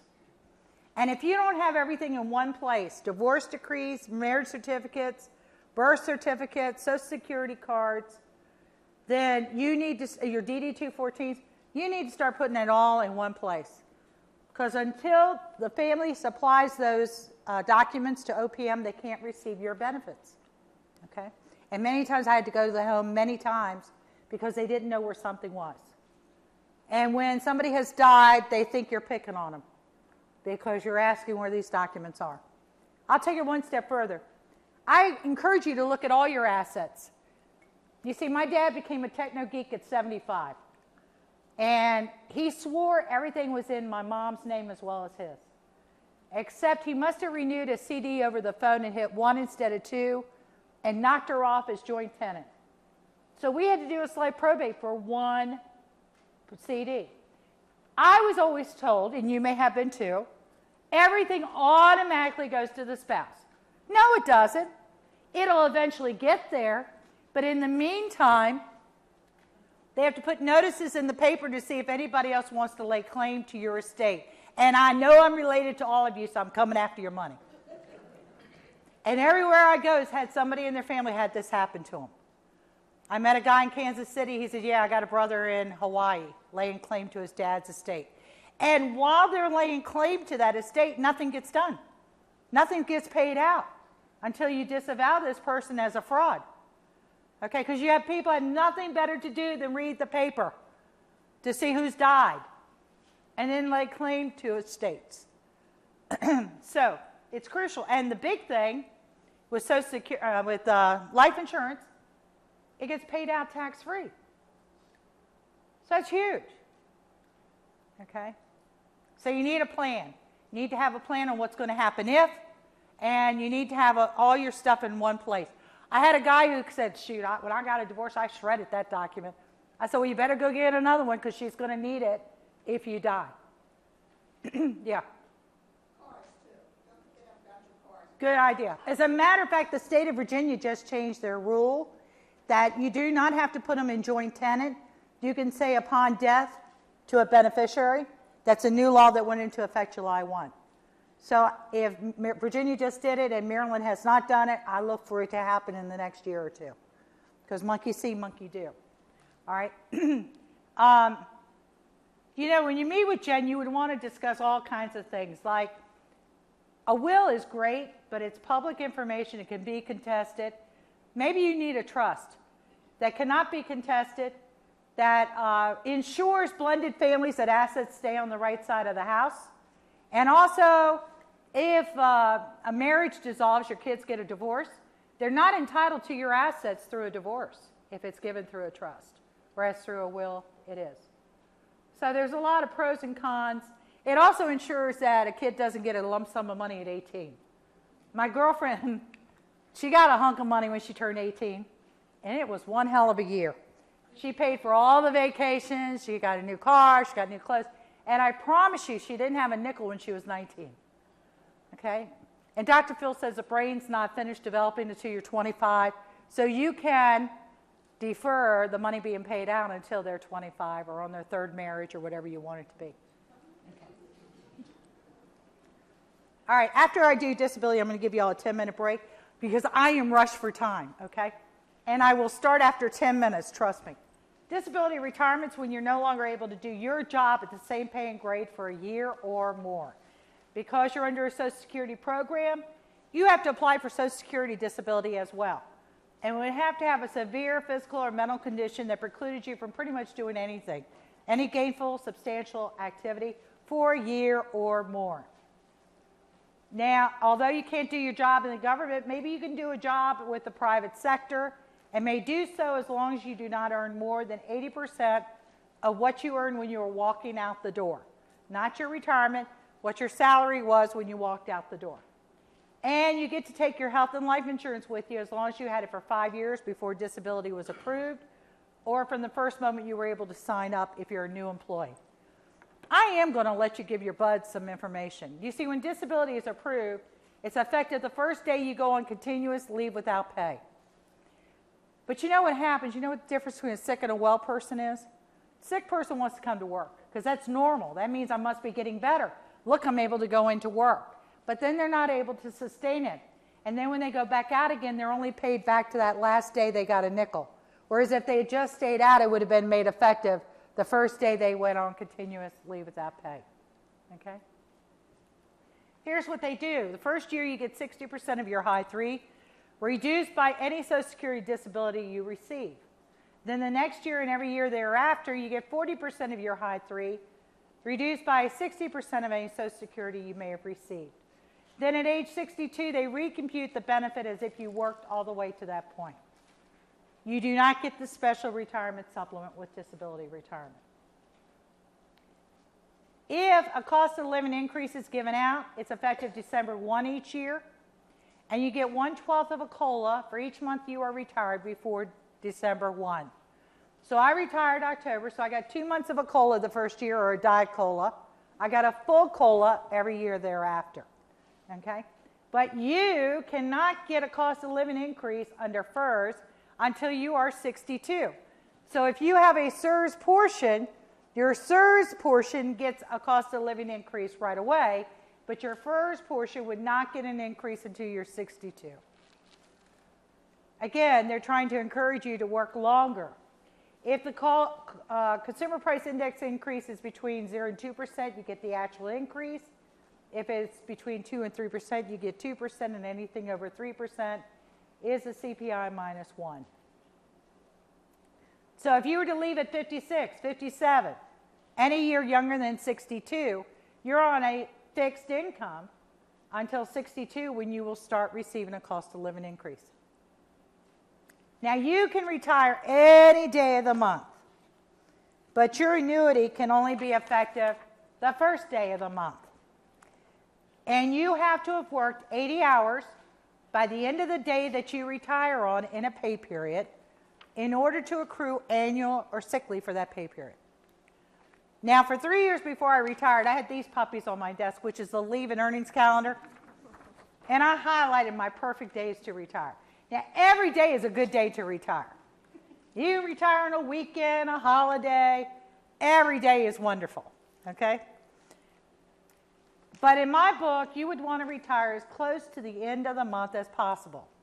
Because if you go out on the 6th of the month, because that's your birthday, you're going to get 0 pay or compensation from the 7th to the end of the month. Then you have to be retired for the next 30 days before they back compensate you. Okay? So the other thing you would want to look at is, when is the end of the leave year? Remember, 12/31/11 was a perfect storm. Doesn't happen often, but it was the end of the month, the end of a pay period, the end of the year, the end of the leave year. So if anybody would want to go, well, I want to go out January 6th because that's my birthday, they could have only gotten paid for what, 240 hours annual leave, right? Because that's all you can take for one leave year to the next. So my golfers went out in the spring. My beach people go out in the summer. I love the fall. And then most people do go out at the end of the year. Okay? But I will tell you one thing. When you turn in your paperwork, be sure you want to retire. Because I've had people say, I think I want to retire. I said, then don't give it to me until you're sure. Because your region is going to download your OPF. They're going to start doing things with your package. And then if you take it back, they have to start all over again when you give it back to them. Now, there was an employee, and wasn't my agency, and it's not yours, who turned in his paperwork to retire December 31st. And around December 28th, he changed his mind. Now, you know where all federal employees are at the end of the year, don't you? It ain't at work. They're using that use or lose leave. So he left a message.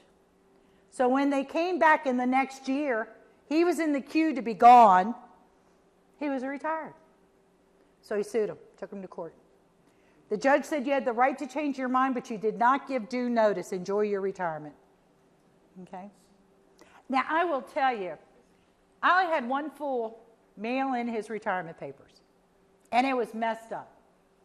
I've had other people come in and say, well, I don't want anybody to know because I don't want a party. I said, I don't think they were going to give you one. I've had other people say, I want to get my boss. I said, trust me, they'll get over you 2.3 seconds after you're out the door. The only person you're hurting is yourself. But here's what normally happens. You turn in those papers, there's a click in your head that's gone off, and you are now mentally gone. Anybody can say anything to you they want, and your response will be like me, you did hear I'm retiring, right? Which was right up there with saying, you do know I really don't care anymore.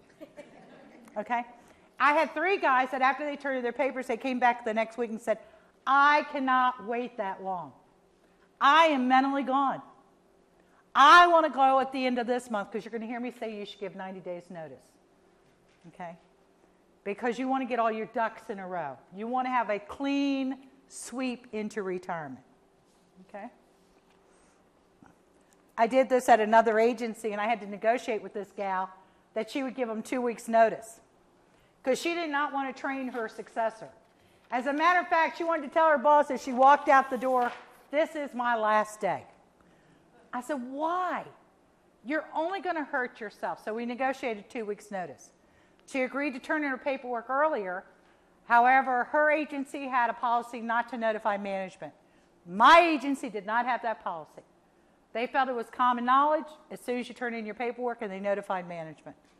Okay? But remember, I worked with air traffic controllers, so we had safety-related reasons that we had to know.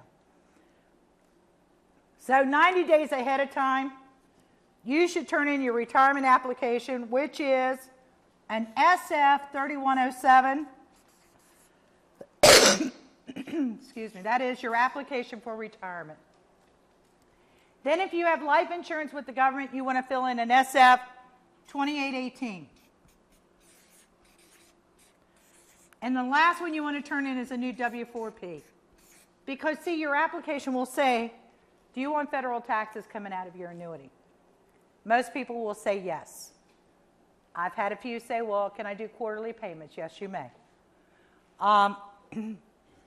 This last form can be found at irs.gov. It then goes on to say, do you want the same amount coming out of your annuity as you did as your paycheck? If you say yes, it says attach what's on file with the agency. I always said no. Number one, I didn't want to wait for somebody to send me a piece of paper. Number two, most of my people couldn't remember what they had coming out of their pay. And the third bunch wanted to relook at what was going to come out of their retirement. So as a rule of thumb, I always said no and had them fill out a new W-4P. Okay? Now, here's what's going to happen. The last thing you do with the agency is a clearance record. I used to call it the defrocking ceremony. That's where we take back everything we ever gave you but a hard time. We want your keys, your badges, your PIVs. We want Blackberries, laptops, cell phones, anything that's been issued to you. In return, that releases your last paycheck and your lump sum annual leave. So it's crucial that it gets sent in. If it does, then you are going to receive that lump sum annual money within 2 pay periods after retirement. In a lot of cases, you'll get it the same pay period as your last paycheck. If not, it's the pay period after that. So here's what's going to happen. Your retirement application goes into your HR folks. They're going to complete their documents and then send it to your payroll folks. They're going to download your pay records, and they're going to send it to the mine shaft in Boyers, Pennsylvania. It's a real mine shaft, and it's where all good retirement packages go. Yes? An example of a not a good retirement package. Like if you're missing a document. Oh, if you turn in your paperwork, like somebody I know, and when the package got to the to the HR folks, he wasn't eligible to retire by 10 months, but he got stupid. He started giving out roadmaps. You know what I mean by that? Told people where to go and how to get there.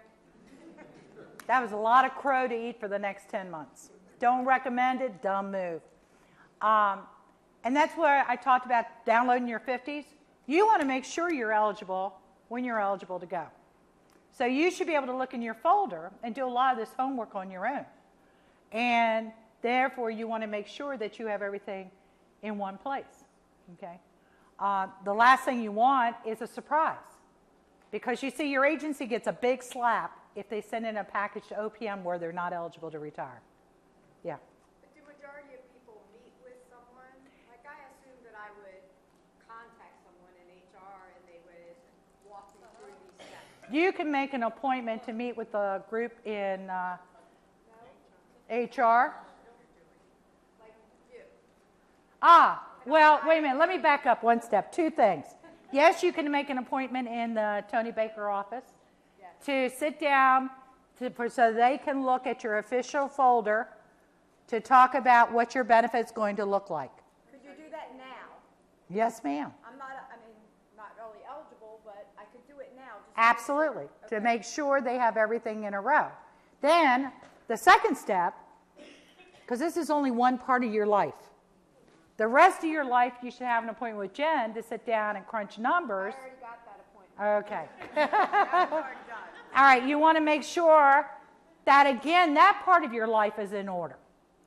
Because the other Prudential commercial I love is the ribbon. How long is your money going to last? Right. All right? Because, again, you all walked in here talking retirement. I'm going to leave in 6 months and a day. I'm out of here in 3 years. Hell, you don't know any more about whether you're eligible to retire than a man in the moon. You may be age-wise and year-wise, but otherwise you may not be eligible to retire. I'll tell you, do you ever hear a doctor, lawyer, CPA say, I'm going to retire when I'm 50, 55, 57? Heck no. They're the ones talking about working until they drop, or being 70, 65, or the earliest is 65. But when I talk about Social Security, I believe that age is going to go up too. Okay? Remember, the age was originally set in 1920. That's how they came up with 55. You were only supposed to live a year or two into retirement. Because the average person didn't live beyond mid to late 50s. All right? Social Security age of 65 was, you were never supposed to get it.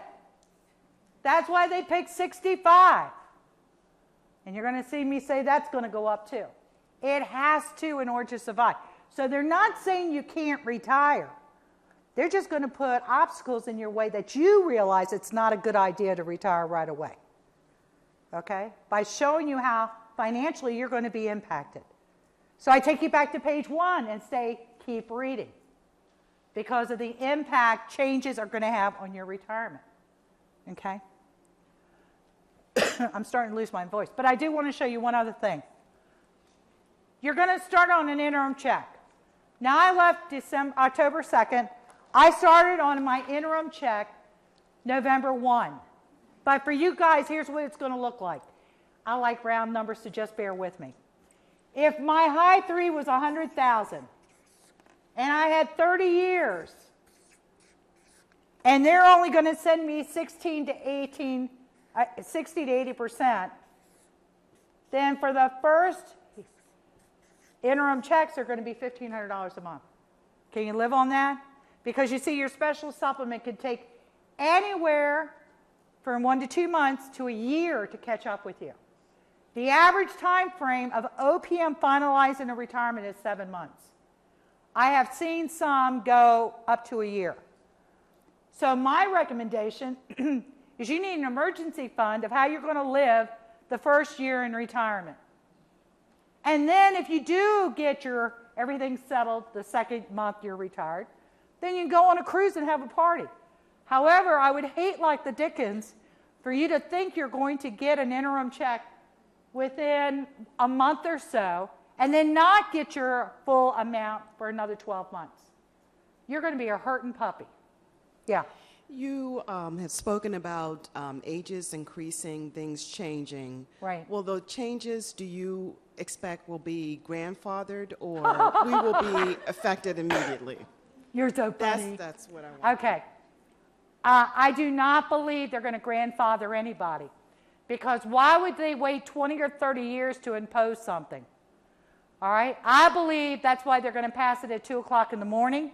Now, when I talk about Social Security, yeah, I do believe they're going to have to have a springboard where if you're not receiving it now, I'm predicting it's going to go up to 70. For your full benefits, you'll still be able to get it earlier, but you'll get a reduced amount on the reduced amount. So you're not going to get what you thought you were going to get. Okay? So the other changes they're making, I think are going to be made right away. And if I was just walking into the government today, I would not expect to start receiving Social Security full benefit till 75, possibly 80. That's my prediction. Okay? Because people are living, hey, Jen, life insurance premiums are based on you living to 120. Okay? Now, my mom recently received all her money from her life insurance back. And when she bought it, and they said it is term and it'll expire when you're 85, she thought, get the heck out of here. I won't be 85. I won't be here. Here she is, 86, about to go to 87. Okay? So we are living much longer. The question becomes, in what condition are you going to be able to live? And I will promise you one thing, the older you get, the more doctor visits and drugs you're going to need. As a matter of fact, my mother said if it wasn't for the doctor, she'd have no social life at all. Okay? So even if you're the most healthy person in the world, go to the bank. If you live long enough, you're going to need to change that. And y'all work in Medicare. Need I say more? You know the changes that are coming. I believe they're going to be publicized next year as well. By the way, every time I walk in the door, the first thing I ask is, what changes are coming to Medicare?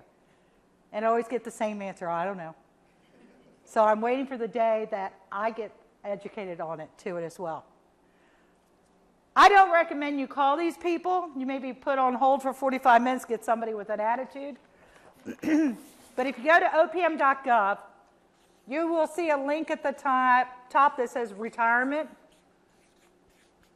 And then you're going to see a link underneath that that says Services Online.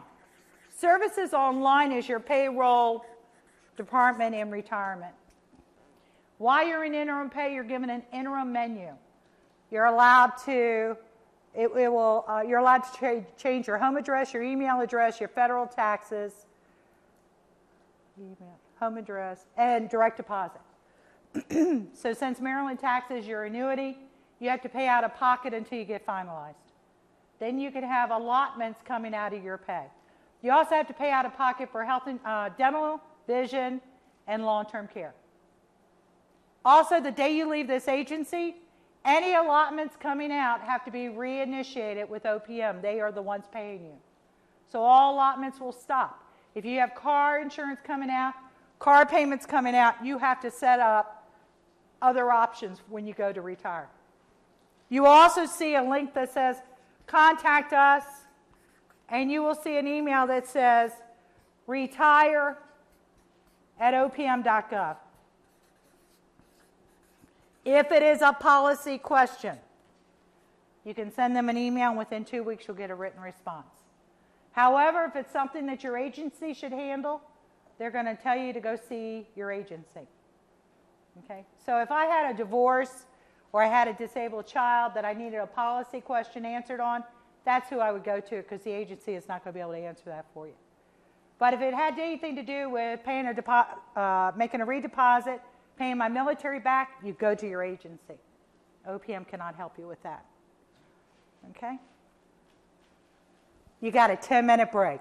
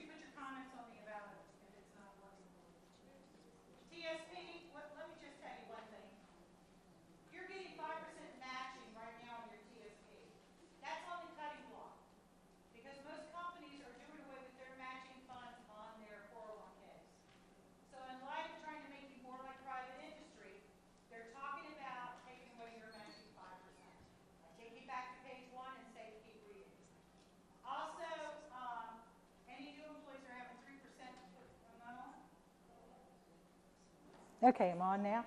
Can you hear me now? Okay. You're allowed to put in 10% or up to $17,500 this year into TSP. If you're age 50 or older this year, you're allowed to put in an additional $5,500. It can only be done through payroll withholdings in whole dollar amounts. And then you can only have 5% of it matching. If you're not putting in the 5% or even maxing out at your 17.5, you would want to think about why you're not maxing out the opportunity. This is one leg of your retirement. So how are you going to be able to live on stuff when you do retire? If you've got many years to go before you retire, then you can have the option of mixing it up and putting some into the Roth TSP, where you again are allowed to put in money. Wait a minute, let me get to where I want to be. Where you can also put in the full $23,000 if you're age 50 or older. You can put the full $23,000 into the Roth TSP. So you may want to have some money going in that doesn't have an income limit, that far exceeds what you can put in on outside the government, and then when you retire, have some money come back to you tax-free, or because you've already paid taxes on it. And now if you're putting everything into TSP, that's all going to be taxable income when you go to pull it out. So you may want to diversify your account some. Your options at retirement, look, TSP is a great tool for collecting your money. It's not real flexible in giving it back to you. So you're only allowed to take a partial withdrawal of $1,000 or more out of your account one time. Then that option is taken away. You're also allowed to take all your money out in a single payment, touch, feel, spend. I've known 5 guys that did it because, you know, they spend half their career going, Uncle Sam's not going to keep my money. I'm going to take it all out when I retired. And they did. And they paid off their house, they bought a boat, they bought a car, and they gave IRS 33% of everything they had because they had never paid taxes on it. Not only that, by paying off the house, they don't have that tax deduction on their return. I ran into one 2 months ago, and he goes, I don't think that was such a great idea. You think? But that's where peer pressure of talking smack to each other ended up making some bad decisions. You're also allowed to transfer your money outside of the TSP to other IRAs. Now, and you're allowed to set up monthly payments, but you're only allowed to change that once a year. The good thing about our TSP is we have access to that money if we retire or separate in the year we're 55 or older without penalty. And outside the government, you have to wait until you're 59 and a half, or else you pay a 10% penalty. Also, you are allowed, wait a minute, let me back up one more. If you are working in age 59 and a half years of age or older, you are able to take all or part of your money out of TSP and continue to contribute into the TSP. All right? But this is a one-shot deal.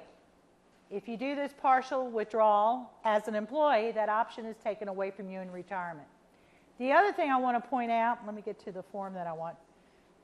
Your TSP cannot be withdrawn at all without your spouse's permission.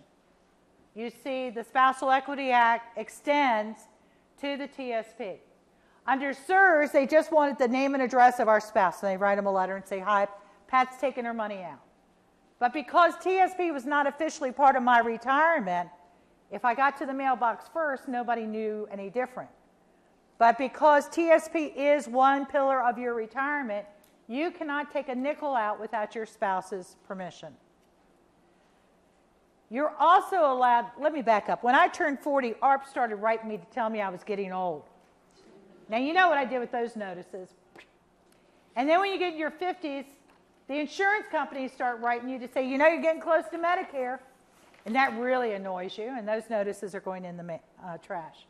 And although your IRAs and your TSP, when you are retired, are going to notify you what your minimum distribution is as long as you are, it's the April 1st after you turn 70 and a half. You see, IRS has determined that is the age all pre-tax dollars have to start paying taxes. But my fear is you're going to trash those notices. And here's what's going to happen. Let me suggest you did nothing with your IRAs or your TSP. Or you worked until the April 1st after you turned 70 and a half. And then you retire. you have an immediate minimum distribution that has to come out of your IRAs and your TSP. So let me suggest that they said you've got to take out $10,000 this year, and you failed to do so. IRS will penalize you 50%, and you pay taxes on 100%. Do you hear me now? So you need a plan in retirement of how your monies are going to work for you. Because maybe you would want to set up a system or a plan or an idea of how that money is going to feed you in retirement so it doesn't kick you into a higher tax bracket. Okay? Again, that's where sitting down and crunching your numbers gives you a better plan of what's best addresses your needs. There are 18 annuity options available through TSP. It's probably the worst one to take because it's a very archaic annuity option. MetLife runs it, and here's how it works. If I give them $100,000 to give me $1,000 a month, they're betting I'm not going to live a month, and I'm betting I'm going to live forever. If I die 3 months out, they get to keep the remaining money. Okay? If I did a single with spouse, and we're both in the same car, same scenario. With interest rates as low as they are, I could give them $100,000, in return collect $1,000 a month, and if interest rates get higher in 5 years, you could give them the same $100,000 and maybe get $1,500 a month. But I'm locked into my $1,000. If an annuity is an option you were considering, you would want to sit down and find out what bells and whistles are available to you, to better meet your needs. And again, here's my suggestion when you meet with Jen. You go in and you say, Jen, this is what I'm trying to accomplish. Now tell me what's out there. You don't go in and say, I'm interested in insurance, I'm interested in... No, here's what I need to accomplish. Because every one of your lives are different. Now tell me what's out there, because I'm going to tell you, there are new bells and whistles occurring every day. Especially like with the long-term care. That's one of those areas that is going to come into consideration more and more in our lives. The Roth just came out last year, but like any Roth, it has to be left in for 5 years or age 59 and a half. When money starts coming back to you out of TSP, it comes back proportionate to the way you put it in. So if I have 70% in pre-tax and 30% in post-tax, that's how it's going to come back to me. I can't say, only send me post-tax dollars, or only send me pre-tax dollars. This would be another opportunity for you to consider rolling some of it outside the government. Because in order to keep the fees very cheap, they have to limit your access to the account. There was a lady who saved her TSP to put her grandkids through college. So the first year she called for $40,000 and they mailed it to her. The next year she called for $40,000 more. They sent her $240,000, the rest of her account, because they're not going to give you a lot of choices. Again, between retirement and age 59 and a half, TSP is, you should figure out what you want to leave there because you have the choice of pulling it out without penalty. Then I would transfer the rest of it outside the government because you have choices, many more choices than are allowed to you in the federal government. Your matching 5% is put on the pre-tax side. So even if you had $23,000 going into Roth TSP, your 5% matching will go on the traditional side. You can't mix and match traditional and Roth, okay? In other words, you can't mix your pre-tax and post-tax dollars. I already said all that. You know, I love this slide. You see, I was always told my taxes would be less in retirement. But let's think about that. I told you, oh, I forgot to tell you. Once you are finalized in your annuity, OPM sends you a book outlining everything to do with your benefits. And it's 28 pages all about, this one is about me because it's my book. I mean, there's no fluff pages. There's no page where I say, well, that's not me, that's not me. Everything is concerning me, okay? And I will tell you now, in here it has, what part of my annuity is going to be tax-free? I'll now tell you I'll be almost 86 years old before I get all my money back. which should tell you most of your annuity is going to be taxable income. God bless you. You're about to find out most of your Social Security is going to be taxable income. All of your TSP that's been put in traditional is taxable income. And did we not just lose the 10% tax bracket in the last year? And are not tax rates expected to go up in the next 2 to 3 years? So the least amount of taxes you may have paid were yesterday. And the reason I'm bringing this up is the buying power of your annuity. Okay? So you need to look at what your dollars are going to be worth in 5, 10, 20, 30 years. Because the last thing you want to do is plan on only having enough money to live until you're 95 and live to be 100. Because how are you going to live those last 5 years? Now, these folks got Katrina out in New Orleans. They're now in Birmingham, Alabama. Their website is improving all the time. I encourage you to give them a call if you've got any questions. Social Security, the statements, they're not mailing them out anymore. You have to go to ssa.gov. And this one says, changes have to be coming. Look, Willard used to do a minute or two segment that of people who live to be 100. Now it's a daily 5-minute segment. And so more and more are living to be 100. It says, without changes in 2013, the Social Security Trust Fund will only be able to pay about 77 cents for each dollar of scheduled benefits. So on here it has what you're eligible to get at age 62, at your full benefit age, or if you started collecting at 70. But it's based on you working till that age. It is based on you earning as much as you're earning now and working to that age. So if I were to quit or retire at 57, then I'm not going to get that amount at 62, 66, 67, 70, whatever age they... And then if I go back to the previous one, where it says they can only afford to give me 3/4 of that amount. You follow what I'm saying? So if you're going to get a reduced amount because you don't work till your full benefit age, and then they can only afford to give you 3/4 of that amount, what are they doing? They're encouraging you to work and do something else. They're not saying you can't retire, but they're impacting the monies coming in that you're going to have a plan. They have on here the earnings that are reported. One big change they could make real fast is say as long as you're earning a salary, you're going to pay into the Social Security. They can also do away with that tax holiday they gave you guys for 2 years. That was a waste. See, that was supposed to help you spur the economy. But those same 2 years, we had gas prices go out of the roof, no cost of living increase, food prices went out of the roof. So what did everybody use that 6.2% for? To live on. So you didn't spur nothing. So they could stop that nonsense. In order to be eligible for Social Security, you've got to have 40 credits. You've got to meet the age requirements. And it is based on a dollar figure. For every $1,200 this year you earn a credit, you're allowed to earn 4 credits a year. It takes 10 years of work to be eligible for Social Security. Now, here's my prediction. You see, before the election last time, they said, we're not going to mess with anybody here. Since the election, they said, we're messing with everybody here. Because this is our a fourth of our federal, our workers out there. Fourth of our workers. Here's my prediction. And it remains to see because I don't know any more than you guys do, except I do a little reading. I believe they're going to raise that to 70 for sure. I believe they're going to incrementally raise this. If you're not collecting already, they're going to start incrementally raising it up. They could even want to raise this to 75. This is they look at the highest 35 years that you paid in a 40-year history.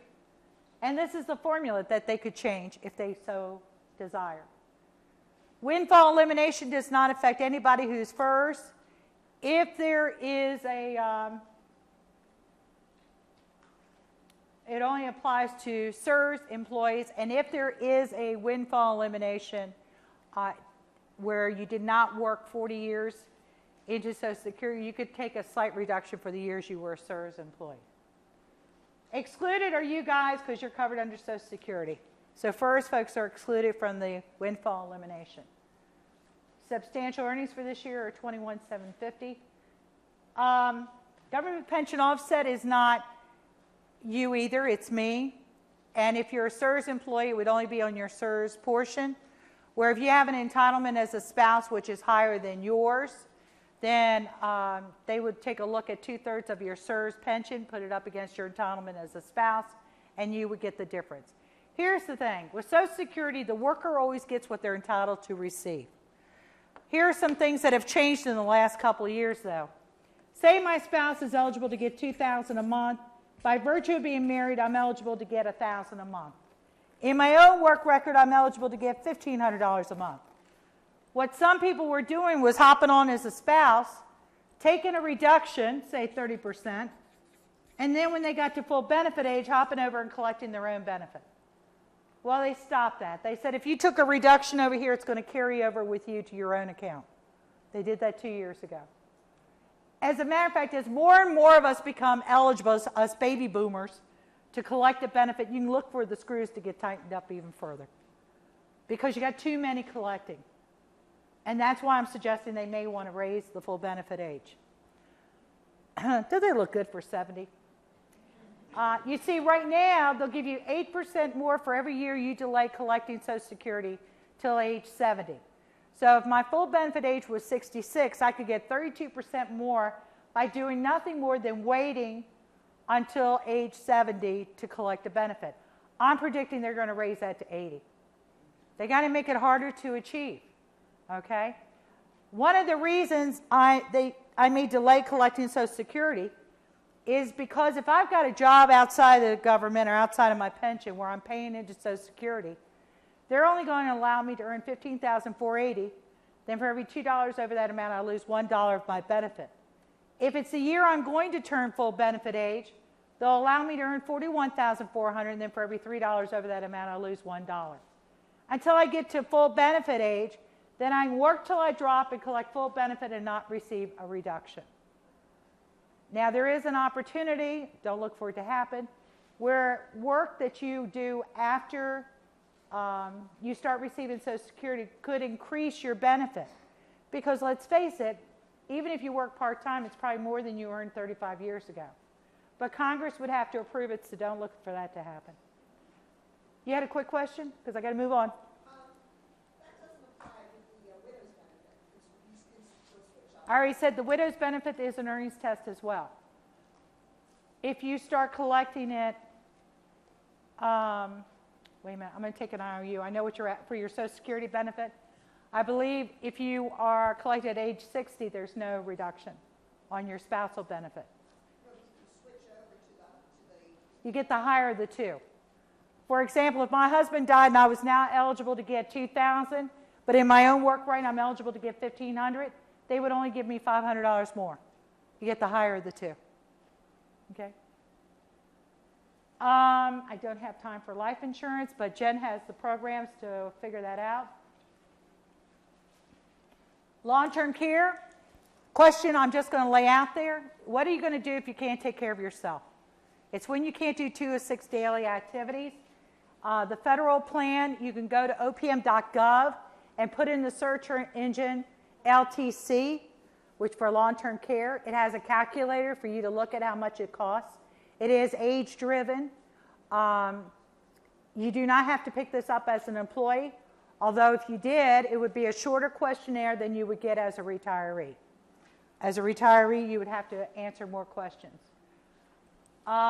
It covers when you can't do 2 of 6 daily activities as determined by your doctor, or if you have dementia, as determined by your doctor. There is a 90-day waiting period. Premiums are waived once you start receiving care. It's not considered taxable income, and it is portable. Now, there is a private plan that's out there, and there are also insurance products out there that have a living benefit, a long-term care provision, and a death benefit. Because the reluctance here to getting long-term care is what if you have the heart attack or you get hit by the truck? Or you live in Silver Spring and you walk out in front of another car. This would afford a death benefit as well as a long-term care provision. There are products out there to address those means. If you think you can self-insure yourself, it is predicted in 10 years that long-term care costs are going to exceed $200,000 a year. And if you want to see if this is a good idea to look into or not, then just talk to somebody whose family's been affected by long-term care. The average age for needing it is 42. MS hits people in their 20s, Lou Gehrig's in their 30s, not to mention accidents, falls, or other reasons. Look at Karen Quinlan. She was in her 20s when she went in a coma and lived for many, many years. So what would happen if you couldn't take care of yourself? What are you going to do? They are a contracted service to OPM. Your health insurance, I just want to say that you pay the same amount in retirement as you do as an employee. So if you take your premium, multiply it by 26, then divide that by 12, that's your new premium in retirement. You get open seasons as you do as an employee. Your spouse is able to continue health insurance if you leave a survivor benefit.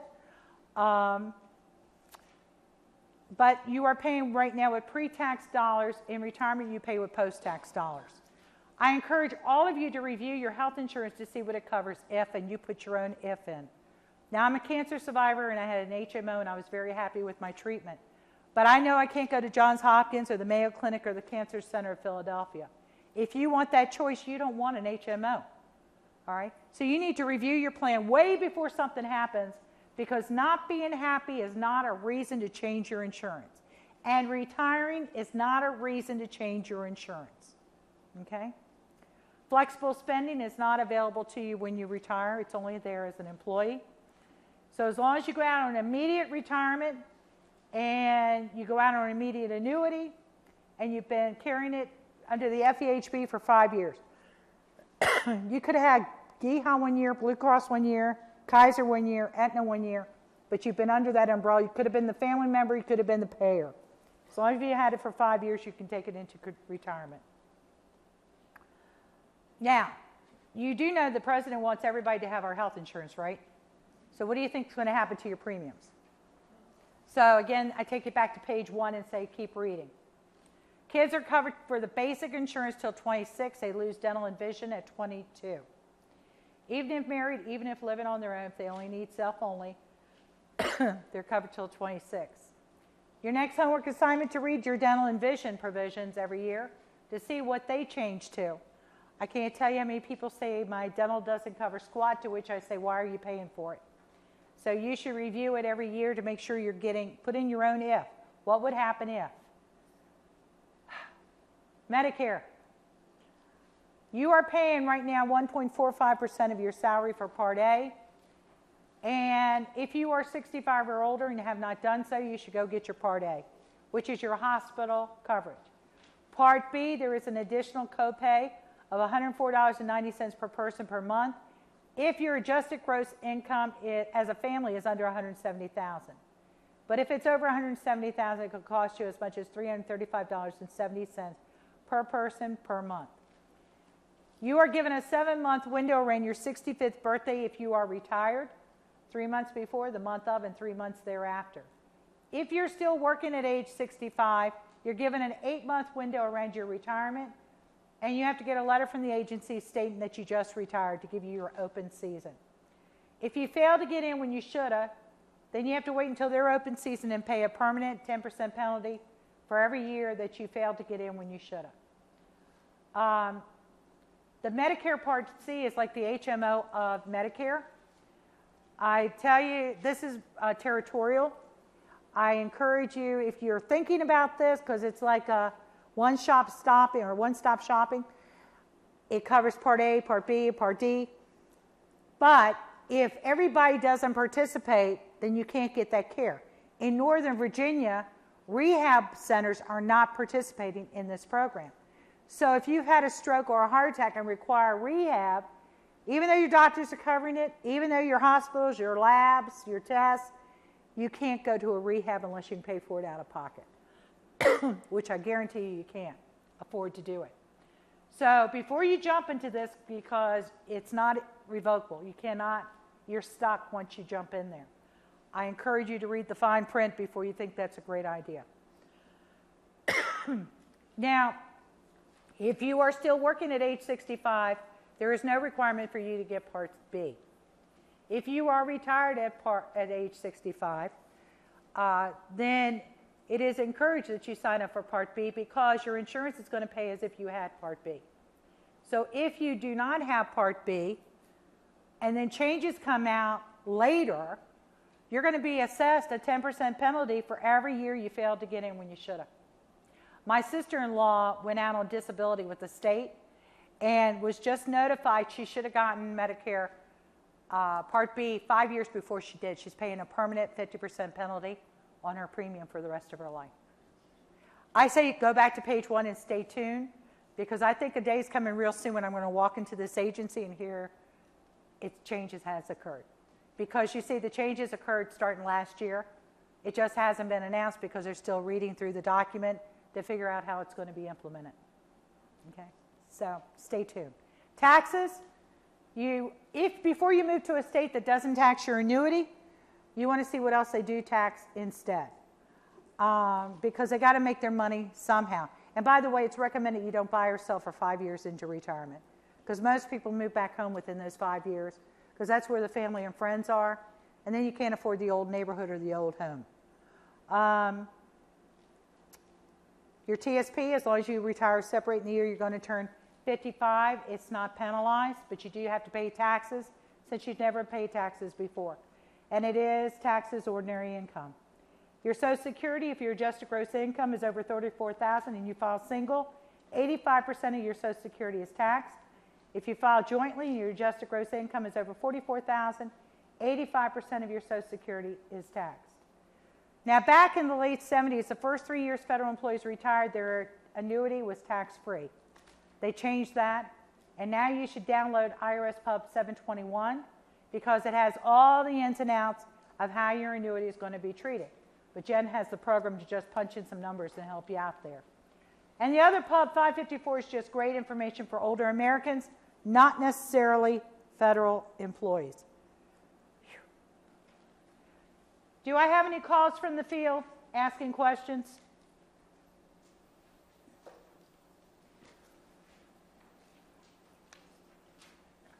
And if anybody has questions here, if you want to go up to the mic, I'll take questions. Otherwise, please fill out those evaluations. And it was great being back.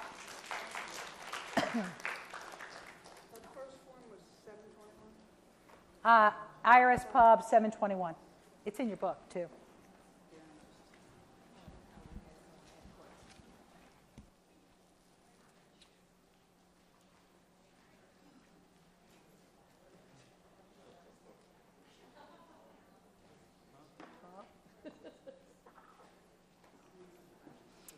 Okay, we don't have anyone on the lines.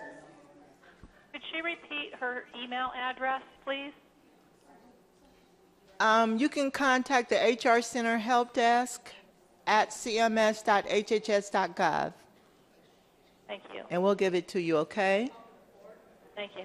Okay. Okay, then this concludes our session on today. We'll be back in here at 1 o'clock for our CSRS retirement seminar. And also, we will be having this on the YouTube live streaming, so you all can contact the help desk if you want to get the link for the YouTube live streaming so you can go back and review.